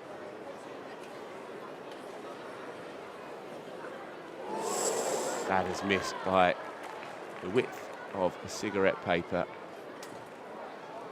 You can't take for granted the ball striking ability someone like Walter has, and if you can get ahead in a chase in a T20 game, you take the pressure off the guys to come. And often someone like Walter, he's a guy who gets gigs. He plays in the 100, he plays in the BBL. Very, very good middle order player, middle overs batter. But if you, as one of the star players in the team, can get your side ahead of the rate. And that will beat the despairing, sprawling diver Laurie Evans and run away for 4 more. Bit of invention now as well by Tall Paul. He looks the part here. The other point he has, of course, is that it doesn't always go your way in the early stages when there's a bit of weather around or the ball's doing plenty and his technique is sound. There's a co-commentator or a fellow commentator who works just up the way here on our commentary booth area, and he's the voice of Surrey in many respects, and he thinks that Paul Walter is among the best red ball openers around in the county game. I tend to agree, and look at that. So 6 for 6, effortless and huge. That has nearly gone onto the Bedser stand roof. So Walter is seeing the ball so well earlier on. Phil, the reason why I sat down was because I wanted to see Walter's batting record in various positions. This is the first time he has ever opened in a T20 game. Something tells me it's not going to be the last. Yeah, well, he's making up for lost time, and he's been a hard to define cricketer for Essex over the years. Perhaps he's been hiding, albeit 6 for 8 of him, in plain sight up until now. Only belatedly opening in red ball, been a revelation this year, and now finally, not before time, thrown in to face the fire against the white ball and making it look like a stroll in the park here. He is 23 from 8, and he's already taken 18 from this over. Straight to Mitch Santner behind square, but that would have been another boundary 4. So brilliant, really. Superb. Paul Walter making a statement. And if you're an Essex supporter, you may just be forgiven for asking where he's been all this time. 35 for no loss, 2 overs in. Though already, that rate comes clattering down. 10 overs to go, and they need 107. Even I can figure out that. They started at 11.8 runs and over, so in 2 overs, they've already got it down by 1 run per over. So this is what I was talking about. You can get ahead of the rate. Remember, the power play is only 3.4 overs long, and to bowl the final over in the power play, well, the final full over in the power play, Mitchell Santner. Yeah, and I feel like the game is here, really. It's Surrey's slow men Essex have afforded themselves a bit of breathing space. Not much, but just a bit here. They can afford 1 or 2 quiet overs now. Santner 46 mph, achingly slow. 13 wickets at 11 and an economy rate of 6.93 in the blast so far. He has been immense for Surrey. Swept hard though. That was a low full toss. Michael Pepper telegraphed his intentions from the previous ball and slapped that one hard and fast for 4. Just over pitching Mitch Santner. He is a joy to watch in white ball cricket. Very Toys with you, doesn't he? Yeah. Very, very good start this from Essex. Reverse this time. Just on the half volley, Sam Curran can't quite get there. In fact, it's his brother Tom. So one of those moments where the miss hit actually benefits the batter. Just didn't have enough energy to carry. For the moment, it looked like it would just dolly up nicely. Will he go again? Conventional sweep 4. Well played, Michael Pepper. This is the danger, of course, with the slow man in these early stages with the field up. No, this is good from Essex. They're not showing Santner too much respect. There's a danger that Essex get bogged down against the 2 superstar Surrey overseas spin bowling signings. Santner and Zampa, in theory, could bowl half the overs between them today. 2 bowlers allowed to bowl 6 overs, 3 bowlers with a maximum of 2. Though he's bowling in the power play, Essex have looked to attack him so far. Let's that one go, and Nigel Long obliges. Yeah, well judged, very well judged from Pepper. Especially that speed as well, it's likely to grip and turn. And Santner under pressure early, which is not something we've said too often this season. See you later. That is 6 more. That's really beautifully judged because he's waited for it. I think he anticipated the flatter one as well. Santner mixing him up throughout the over, but Michael Pepper, mindful and alert to it, climbs into it a dozen rows back. So Essex dominating this mini passage as well. What a flyer. Their fans, long suffering this year, must be saying to themselves, where has this been?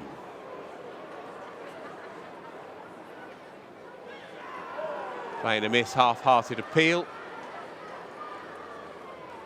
It's a really good over, though, for Essex to take 15 runs off the first Santner over. He's been so good this season, you're just going to tick him off. They've not just survived, they've thrived there. And that required rate that started at 11.8 runs and over, now down at 10.2. Lots of work still to go as the skipper Sam Curran brings himself on. And it's also, they're doing it as a partnership. It's not one man dominating. Walter went big in the previous over to Tom Curran, and then Pepper backed him up at the other end to Mitch Santner. Doing it against world-class operators. One heck of a start this from Essex. So, Surrey's innings, we had Paul Walter left-arm seamer to Sam Curran, left-handed batter, and he deposited him over Cow. It's a flipped setup here, but the angles are still exactly the same. And they have stolen a single. Very, very clever indeed. Slight fumble from Laurie Evans. Throw on the bounce, not ideal. Michael Pepper scampers down to the danger end, and Paul Walter obliges by lolloping up to the non-strikers. There we go. That is brilliant cricket from Pepper. Pepper is so alert. He's the one running to the danger end, and look at where Zampa picks up the ball, only 8 or so yards away from the stump, so he had to be quick off the mark. Walter alert too, responsive to the call. Slower ball, waits for it, beautifully bowled. New trademark, isn't it? Yeah. It's not just a slow ball, it's a super slow ball. 50.3 mph from Sam Curran. Paul Walter just gesturing to Michael Pepper. It's not just slow, it's really slow. Lest we forget, Sam Curran, a player of the tournament in a T20 World Cup that England won for his bowling. He was lethal at the death mixing up Yorkers with slower balls. Driven into the gap though.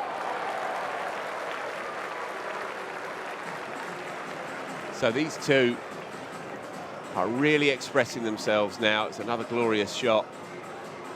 So much cat and mouse about modern day T20 cricket. So much about anticipating, preempting, guessing what's going to be coming down. And Michael Pepper just won this mini passage again. Shorter, quicker. And the batter frustrated to have missed out. And he does now send Sam Curran, Dom Sibley out onto the boundary. In fact, no, he's going to send Will Jacks out onto the cover boundary.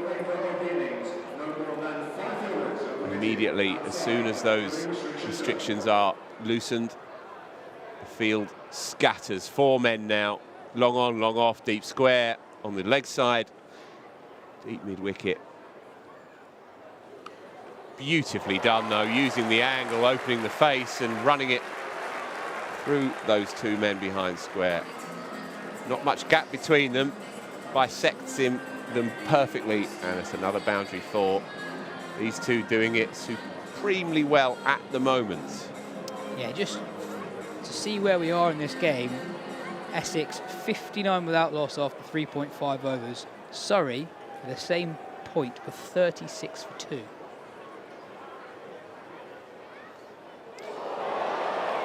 And he gets enough on that as well. He may not have been looking, but he manages to swat it away nonetheless. Reece Topley at number 45 may have thought he was in business. Indeed, I thought he may have been, but Michael Pepper is running hot. Yeah, it's not necessarily the most convincing shot, but the reason why Pepper got himself in that position is because the fielder was in at short fine leg, the fielders are out squarer, so he was trying to get that as fine as possible.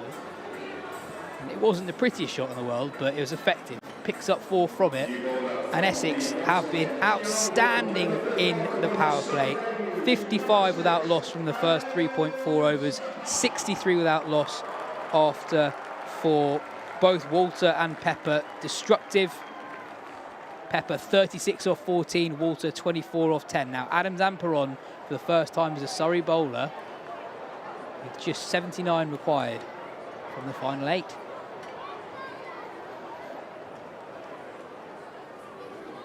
Driven hard on the half volley, brilliantly done by Sam Curran, and takes out leg stump for good measure.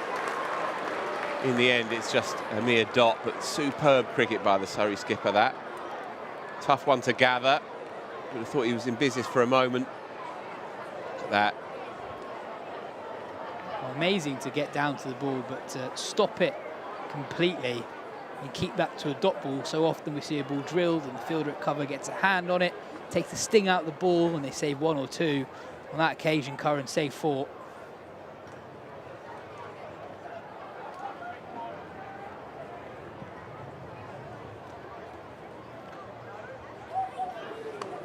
And that's okay.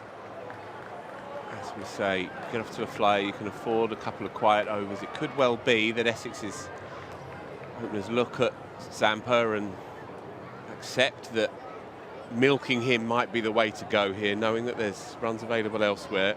You can't sleep on him too long, of course. It's still 78 from 46. Take some chasing.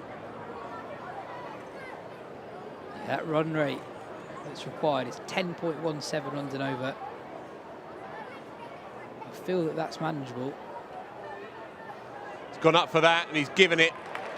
That looked pretty adjacent, and Nigel Long's finger was up almost before it had hit the pad. One of Zampa's trademark skidders just going on with the arm. And Pepper has to go, but a very, very useful hand. 36 from 15. Oh, he's cranky because he knows I'm up against a champion like Adam Zampa, and you might just have been mindful of just working that into the onside, picking it up, picking up the odd single here and there. I don't think you can argue with that decision, though.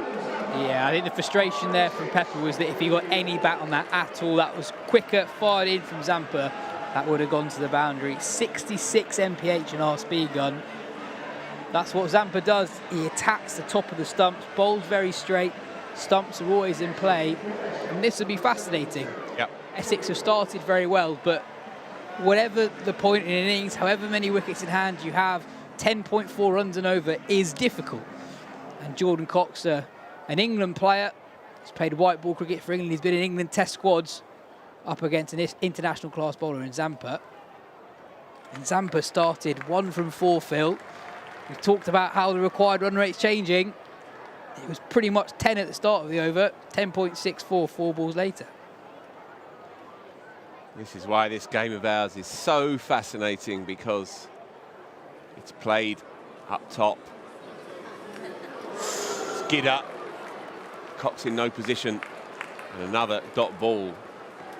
And even now, just 5 balls in for that 1 wicket, and you just feel like the jitters that have been lurking under the surface with this side that's forgotten how to win games of cricket, they just start bubbling up to the surface. Another dot to finish. What an over, what a bowler, what an acquisition. Adam Zampa, there are a few better on planet cricket with a white ball in his hands than Adam Zampa. He's a real master at this level in this format. So suddenly, Essex 1 down for 64, halfway through their innings. Good bit of captaincy from Sam Curran for that final delivery, and good bit of work with his bowler. They moved a man into cover, and for the first time to Jordan Cox, Zampa went a bit slower, gave him a bit of width, but he had the field for that delivery. This will be interesting. Chris Jordan into the attack for the first time. He's bowled really well here at the Kia Oval this season, known for his arsenal of slower balls, but he's just been affected by bowling quick, hard into the pitch. How does he go at Walsall? He's been starved with a strike somewhat.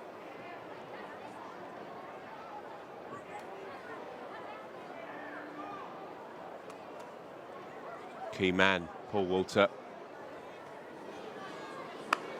Hit hard and into the gap. It will drop and he'll come back. In fact, they will settle for a single. There was 2 in there. That ball was airborne for a long time, but it just had the feel of fading slightly from Sam Curran and dropping between the 2 fielders. They should have come back for 2 there. Yeah, Curran did well to release the ball quickly, but I'm with you, there was probably 2 there. But that's an indication of what Jordan's been doing so far this season. He's bowled quickly into the pitch, and he's been really hard to get hold of. 85.1 mph first up. Keep an eye on that speed gun. Mid-on and mid-off up suggests he's going to hit the pitch hard in the middle.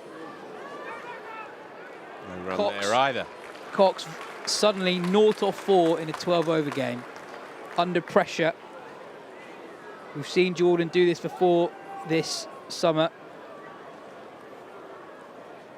Career best figures in the game against Kent, figures of 4 for 10, I think, from his 4 overs in the game, where he scored the winning runs later in the piece as well. It's a palindromic matchup. C. Jordan to Jordan C. Leg side, half a glove on it. Well played, Laurie Evans. That's flown down the leg side. It's a big wide. And he saved 3 there. Excellent work by the keeper. Quick delivery. He's zipped it through this year, hasn't he? A bit of tail as well. That moved away from Evans at the last moment. 87.3 mph. I've said it a few times this year. England's T20 side should not sleep on the return of Christopher Jordan. He's bowling as quick as anyone in the country. He's a master in these overs.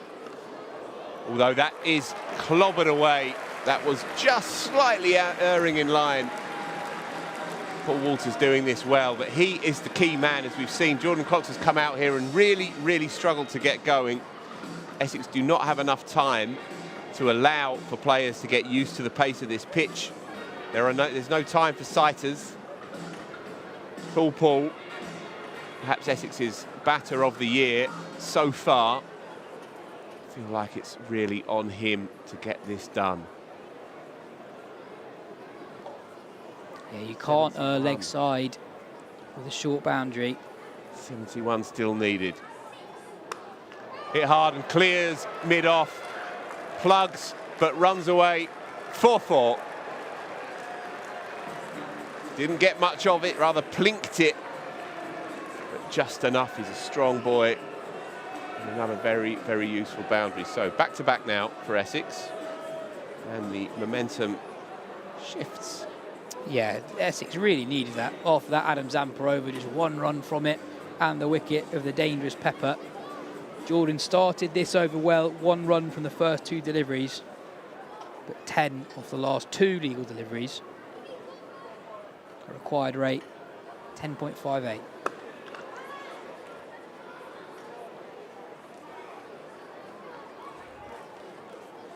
So 11 from this one, with 12 in fact, with 1 delivery to come. Jordan Cox sitting unprettily on 0 from 4. So can he inject some impetus to help pull Walter towards this tricky, prickly target? Suddenly the run rate climbs again up towards 11s now. And again, inconvenienced, blocked off. And it's a leg by, so he remains on 0. And he will face up. Tell you what, I reckon that's exactly what Surrey wanted. Jordan Cox not yet being off the mark, but being on strike for the start of the next over, which would of course be bowled by Adam Zampa after that excellent first over of 1 for 1. Cox 0 off 5, required run rate of 10.83 runs and over, but also loads and loads and loads of batting to come for Essex. Simon Harmer carved to come in at number 9. They've got batting if they need it. Surrey use their own depth really well. Cox to make a play, and he does so brilliantly. That is huge as well, by the way. That is second tier of the JM Fin. No danger of a crowd catch. That is a monster, and just in that one shot, you see why England like him. Look at this. A.B. de Villiers like low hands, that springing, coiled spring position where he just gets right out to you and then extends through the shot. That is a beauty. And more of the same. That's glorious. That runs away for 4 more, and he was done in the flight. So if anything, that was a better shot. At one point, Zampa would have thought, and indeed Laurie Evans behind the stumps, we're in business here. He's waited and waited and stayed balanced and clobbered it. Beautiful batting. Suddenly, Essex are back right where they need to be here. Run rate under 10s again. Down again, clobbed again. This time, Jason Roy, thank you. Gone. Yeah, Zampa gets his man eventually. That's a really important couple of balls for Kent. 10 runs off 2 deliveries from Adam Zampa. I know that Zampa's picked up the wicket. They couldn't allow Zampa to just burgle through a couple more overs. Good aggression from Cox, selfless batting. 2 teammates in the 100 together. Cox and Zampa, both at the Oval Invincibles. They know each other well. Zampa wins the battle eventually, but not after conceding 10 from 2. This is where it's so difficult for Essex.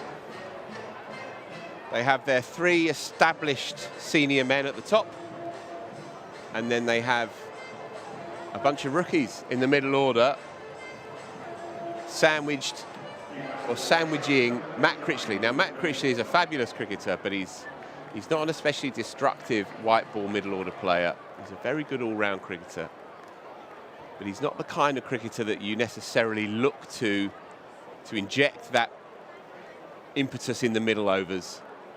And so they have a lot of talent, but it's unproven. And here we go. Chris Jordan doesn't drop those. 2 in 2. Charlie Allison comes. In fact, Luke Benkenstein comes, and Luke Benkenstein goes. So, this rather eccentric but really absorbing game of cricket continues to swing hither and thither. Essex now 3 down, 55 needed, 32 balls remaining. Paul Walter, whose style is one that is easy to warm to, standing there, leaning lugubriously on his bat. 35 from 16, thanks very much. What will this game throw up next? Yeah, Adam Zampa's on a hat-trick. the game's changed so much in those last two deliveries. 2 deliveries ago, they've got 9 wickets in hand. The required run rate under 10 runs and over, and now Zampa's gone 2 in 2.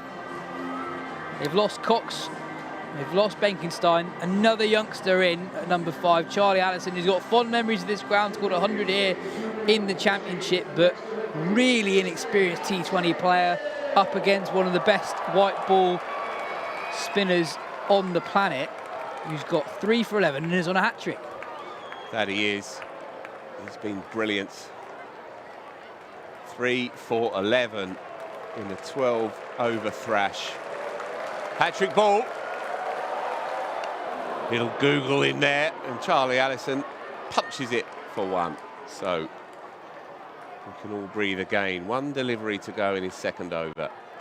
Paul Walter to face. Now, if Walter's mind is on, he might just want to bump this into the onside and pick up a single and resume from the striker's end for the next over.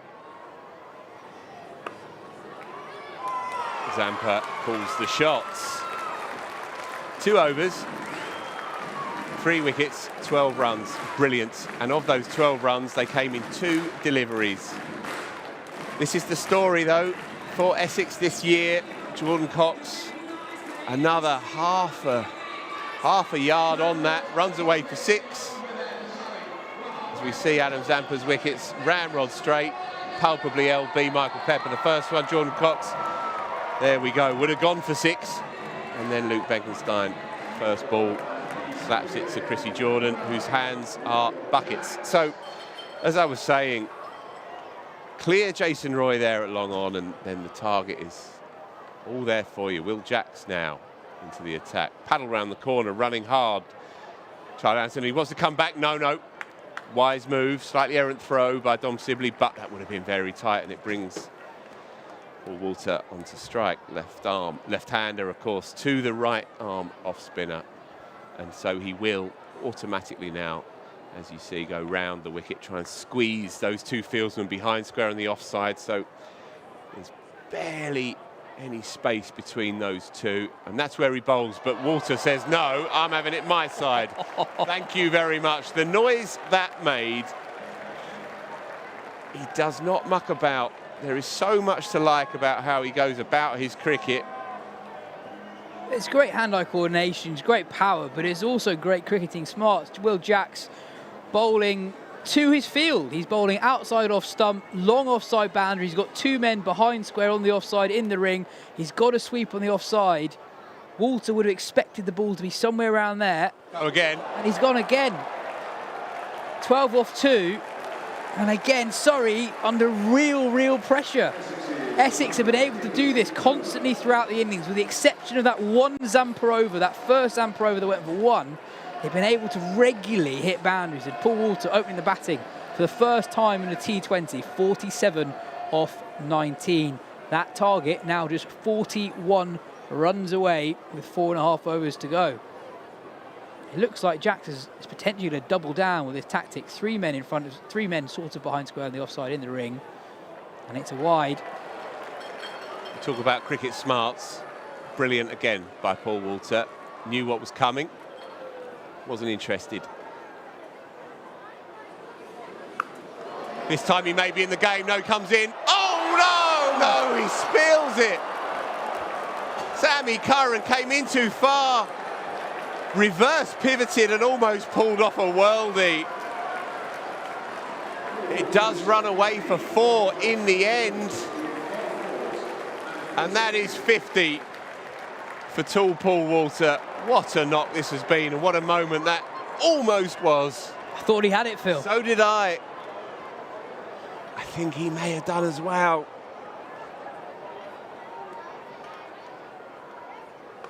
And driven into the covers, we can breathe.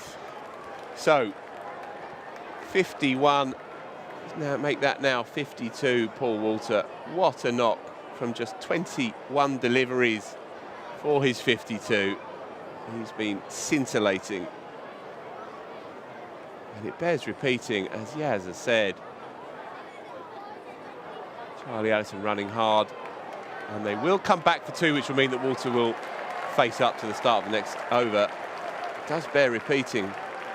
Paul Walter, who is 31 years young now, and who made his T20 debut in June 2016, has never, ever opened the batting in a professional T20 match. When he came on to bowl, I said that he's very good at bowling to his field, understanding ground dimensions, and then got pumped for 20-odd in his first over. We have seen those skills as a bat. He's been very attuned to where the fielders are out, where's the short side of the ground, where is the bowler likely to bowl. This will be fascinating. Zampa's last over, 3 for 12 to the in-form man Walter. How does Walter play it? Well, the thinking is good. I don't have a problem with the thinking. Do you almost think Walter gets himself off strike and it's a bit of a freebie for Allison at the other end? Yeah, I can see that. So much batting to come. Not long left in this contest. Zampa in again, the sorcerer. Yeah, you can tell by the intensity with which they basically just stroll through with that single. They are very, very happy with Walter being off strike for the remainder of this Zampa spell. 4 balls remain. Yeah. Some arse for young Charlie Allison, this. It is. Now, they've moved Dom Sibley away from that position behind square on the offside where he was, if you like, a double pivot with Reece Topley. So there's only now one man behind square on the offside and a cover deep point. Well bowled, just leg side, but really good. I was going to say, I wondered if Charlie Allison may have essayed the reverse sweep, but no, just done in the flight really and beaten all ends up. Still, scampered single, they'll take it at this point. Close, but definitely leg side. This is Paul Walter's 165th T20. A giant hiding in plain sight. Can he get it done tonight? 53 from 23. Sensible batting.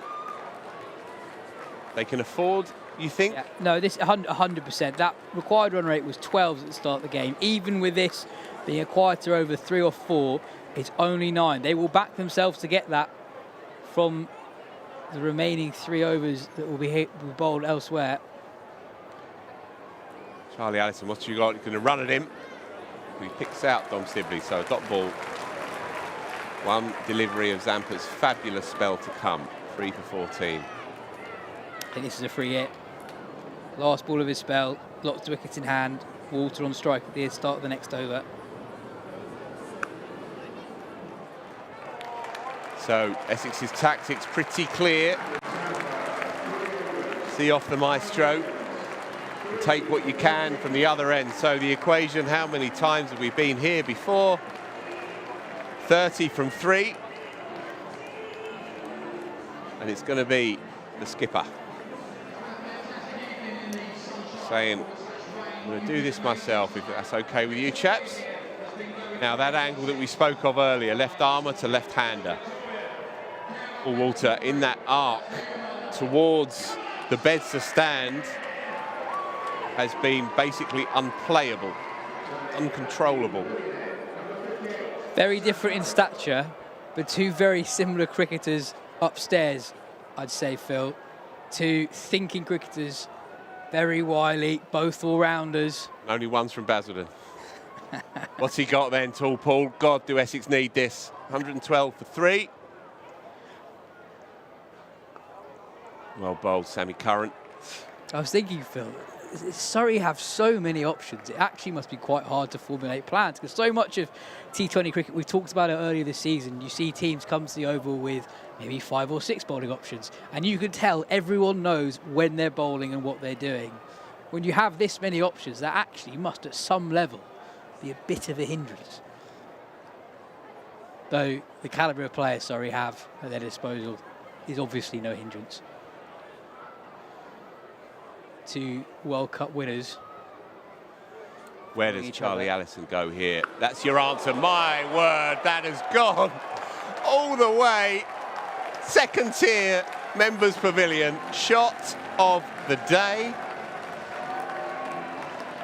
That is a stunner.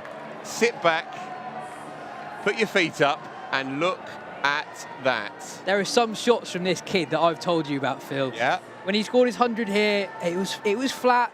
You could say, conditions for batting were pretty easy, but there were some shots that marked him out as a young player of real potential. And that will just squeeze over the heads of those two men and run away for 4. And this feels now like Essex's game, dare I say. 19 off 15, it feels like that. There was a shot he played over extra cover for 6 against Hampshire in his 100 in that championship game there. And that is a shot of real class. Not the one that's just gone for 4. The one that went into the second tier of the pavilion, hitting a bowler of Curran's calibre over his head into the pavilion, into the second tier of the pavilion, under pressure. Well done, young Allison. Gives himself room this time. Curran sees it. Dot ball. Well bowled. Start of this season, talking around the traps at media days and so on, talking to skippers and senior pros. Spoke to a couple of people at Essex and they said, we've got one. He's going to open in the Champo. And Charlie Allison, it's fair to say, was given a pretty tricky early assignment this year, but when they moved him down to number 5, 6 in the red ball order, he's a player transformed. He's made 2 beautiful hundreds. We were lucky enough to commentate on one here at Kia Oval. Slapped, but straight to Jason Roy. A tiny fumble, not that there would have really been any chance of a run out because both men went immediately. Brilliant batting here by Charlie Allison. So 15 from 10 from him. Very useful hand. Beautiful evening here now, by the way. And again, doff one's cap to the hardy souls here who stuck it out through that long rain break. Tropical thunderstorm earlier. And now we have a fabulous finish.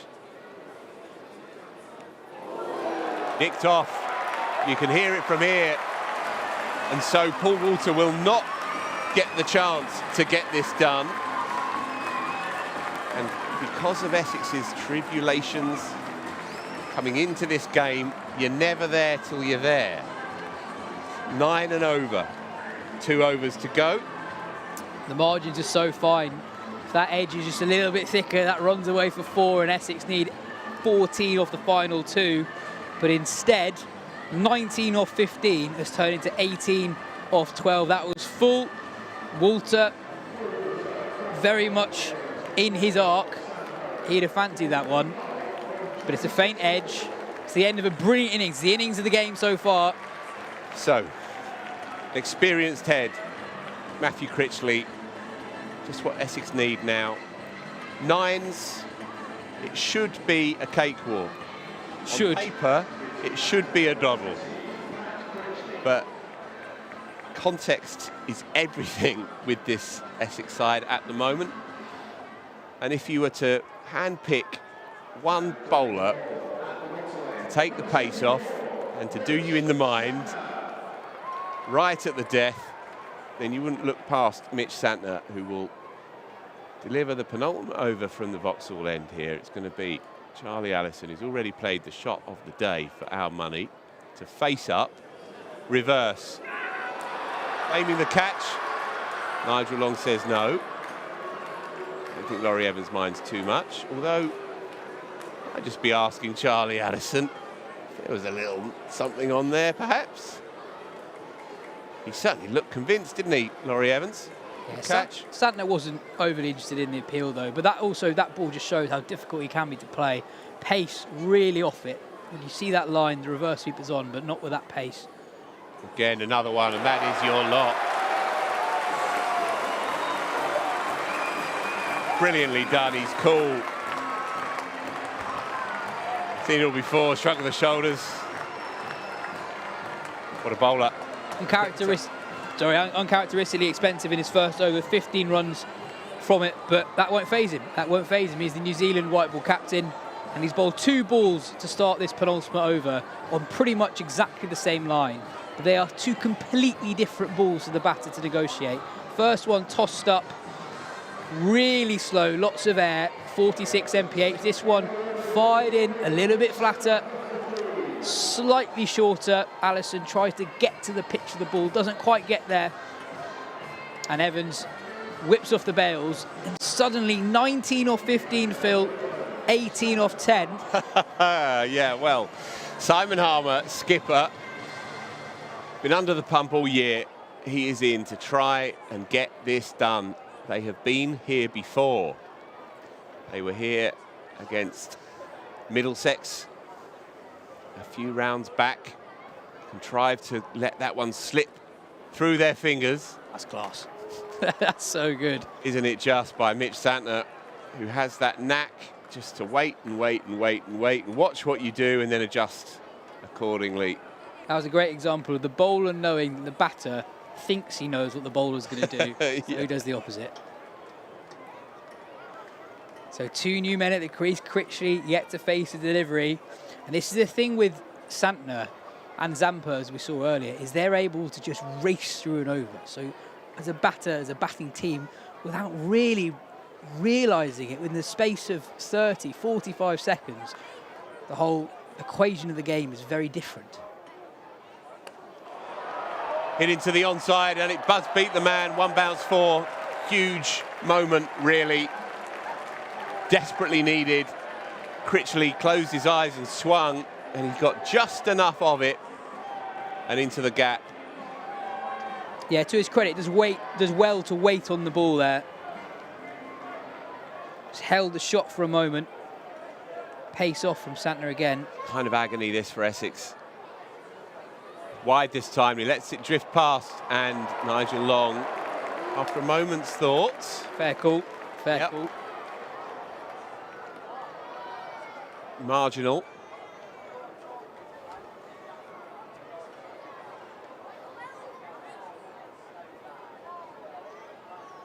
Useful for Essex. 12 from 8. And that is in the gap, so runs away for a single. We talked about fine margins in the previous over, Phil. Critchley doesn't get any of that at all. That could have gone anywhere. And in the end, it falls safely. They're able to get a crucial run. 1 ball remaining of Santner's spell. 11 to win. Yeah, what Simon Harmer would give as skipper here in through the ringer, just to get this one away. And then you can relax. Hit hard into the gap. Chris Jordan can't pull it in. Harmer gets what he so desperately needed. A boundary from the final delivery. It was a good shot. Again, anticipation being the name of the game. Waited for it and was able to get enough of it over extra cover's head, run away for 4. And now can they possibly breathe? Yes. Yeah, good anticipation from Harmer, moving across his stumps, anticipating a ball that was going to be wide. Throws his hands through it. Real metal on show from the Essex skipper. It means they only need 7 from the last over with 5 wickets in hand. The skipper Sam Curran is going to bowl it. Ordinarily, Phil, you'd say it's in the bag for the visitors. But they are winless in the Blast in 2025. 0 from 9 going into this game against the top of the table Surrey side, who won 5 on the bounce. One side knows what it takes to win every week. One side hasn't tasted victory in a very long time. Does that come into it at all with 7 to win? Critchley on strike. They haven't won a game since mid-April.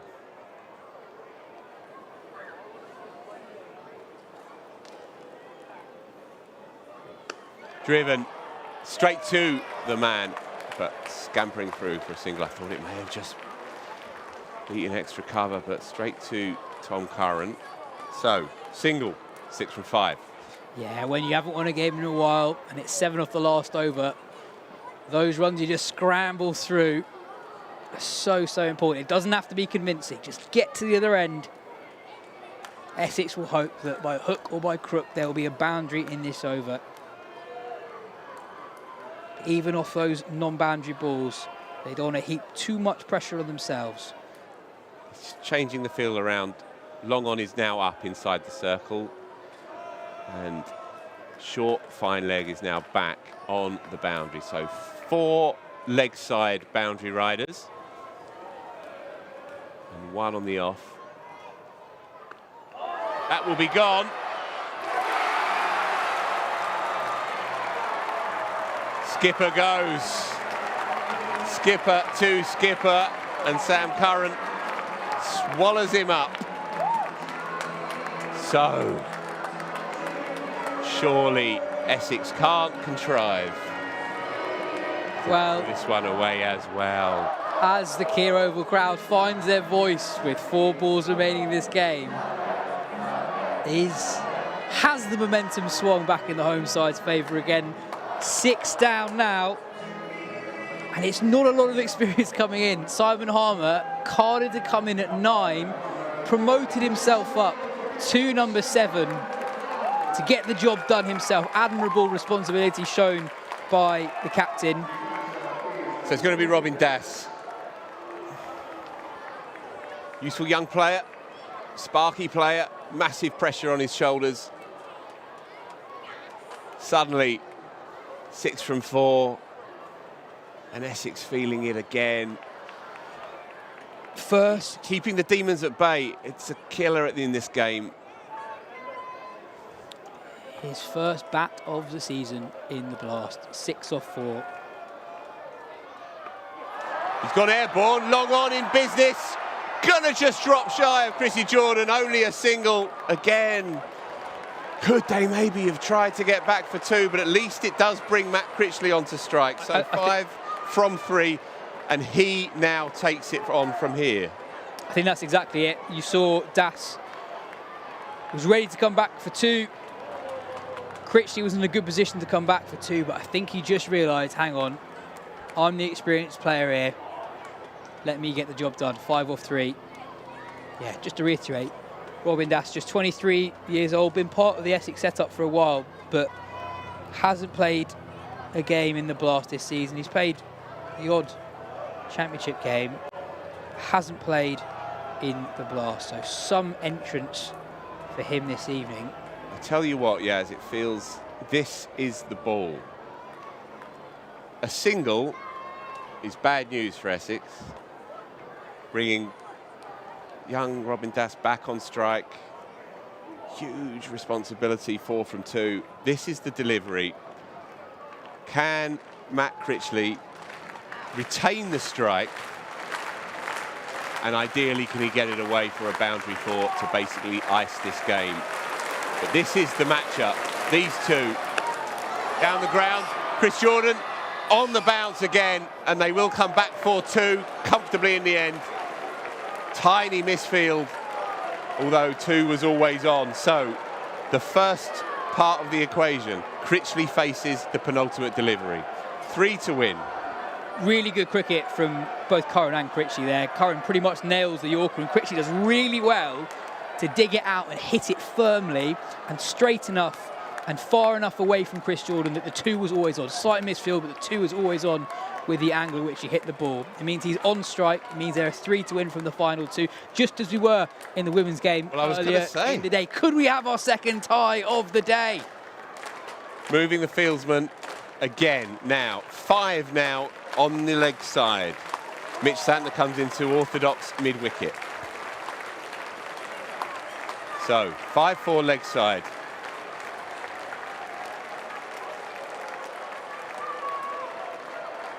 Crowd loving this. You feel the electricity in the air. Full start.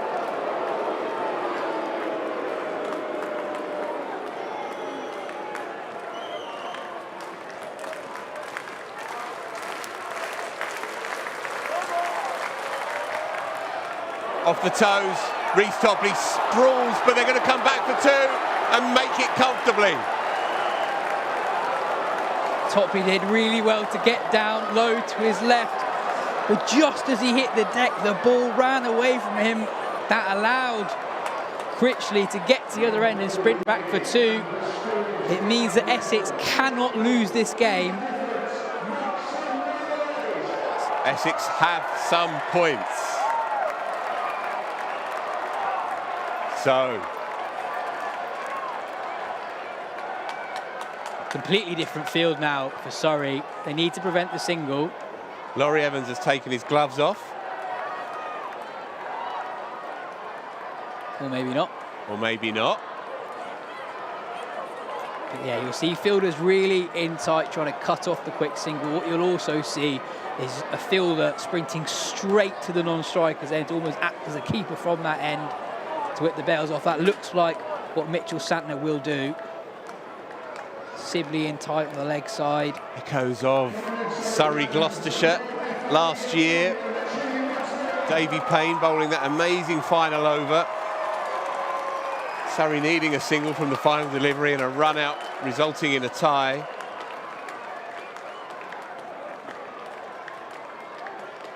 So shifting the field again now. It's a filthy field for Matt Critchley to try and engineer a single. Anything leg side from square of mid-wicket is his. Slow ball. Driven, and there it is, and the relief is palpable. Barely a celebration for Matt Critchley. It was all about getting it done here tonight, and Essex have picked themselves up off the canvas and thrown one or two haymakers themselves. It's been a fabulously entertaining game, yes? It's been brilliant.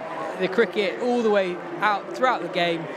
10 internationals on display for Surrey, and I think that will mean so much to Essex, not to just get off the mark, their first win in 10 games in the Vitality Blast this season, but to do it against Surrey at the Kia Oval, that will mean so much more and give them so much more confidence. It might not happen this season in the Blast, they have too much ground to make up at this point in the competition, but with this young side, players doing new things, we saw Benkenstein's leg break, we saw that enterprising cameo from young Allison, and we saw Paul Walter. He's been around for a while, been around for pretty much a decade, but doing something he has never done in his career before, opening the batting, and that was the contribution of the day. 55 up top off just 26 deliveries against this all-star Surrey bowling attack, all of whom are international cricketers. That was a standout performance in a performance overall from Essex that was desperately needed. Surrey, you imagine, will be philosophical with that. Do you think they could have done anything differently at the death? I actually think they bowled pretty well at the death. They had too much work to do coming off it. We were comparing where the two sides were at the end of the power play, and Essex were effectively 20 runs clear. Possibly Surrey could have gone harder up top against the new ball, but Essex bowled pretty well. Mohammed Amir in particular was excellent. Sam Cook knew exactly what he was doing. Sure, he bowled the odd wide early on. He was bowling to a very set field with two men out the leg side, and he was bowling very, very straight to it. I think Essex have played well. Essex should not be at the bottom of the table. They should not have taken 10 games to get their first victory. And I think today they showed more what we should expect from them than we've seen in the first 9 games of the season. Tail of the tape, Surrey sent in. Will Jacks was sparky. Dom Sibley picked out deep square. Jason Roy and Sam Curran were fabulous in those middle overs. And the bowler for me, for Essex, was young Luke Benkenstein, the leg spinner. And with the bat, as Yaz says, Paul Walter? Tom Walter's a friend of mine. Paul Walter, 55 from 26, merely saying, where the hell have I been? Hiding in plain sight, 160-odd games of T20 cricket, and finally given the nod to bat up top in the first few, and looks completely at ease. Another very good hand from Michael Pepper, 36 from 15. Essex got it done in the first half and then managed to keep the anxieties at bay. A very useful 6-ball 14 by Matt Critchley, who managed just to squeeze that final delivery away. So there you have it. Adam Zampa was brilliant. Again, what a signing. Sam Curran was useful for a couple of wickets. But tonight, it is Essex who finally get it done. There is a huge monkey that's been on their back for months. They last won a cricket match of any description, their first team, in mid-April. Well, this one tonight will taste very sweet indeed. From Yaz Rana and from me, Phil Walker, and from all of our team here at the Kia Oval, it's a privilege to bring you cricket of that kind of entertainment and class. We will be back on Friday, Yaz? Yeah, Friday next week we will be here for Surrey against Glamorgan. 6:30 start on Friday night. Join us in the ground if you can. If you can't, you'll have to do with us too and Ali Brown on the live stream. Thanks for joining us. We'll be back Friday night.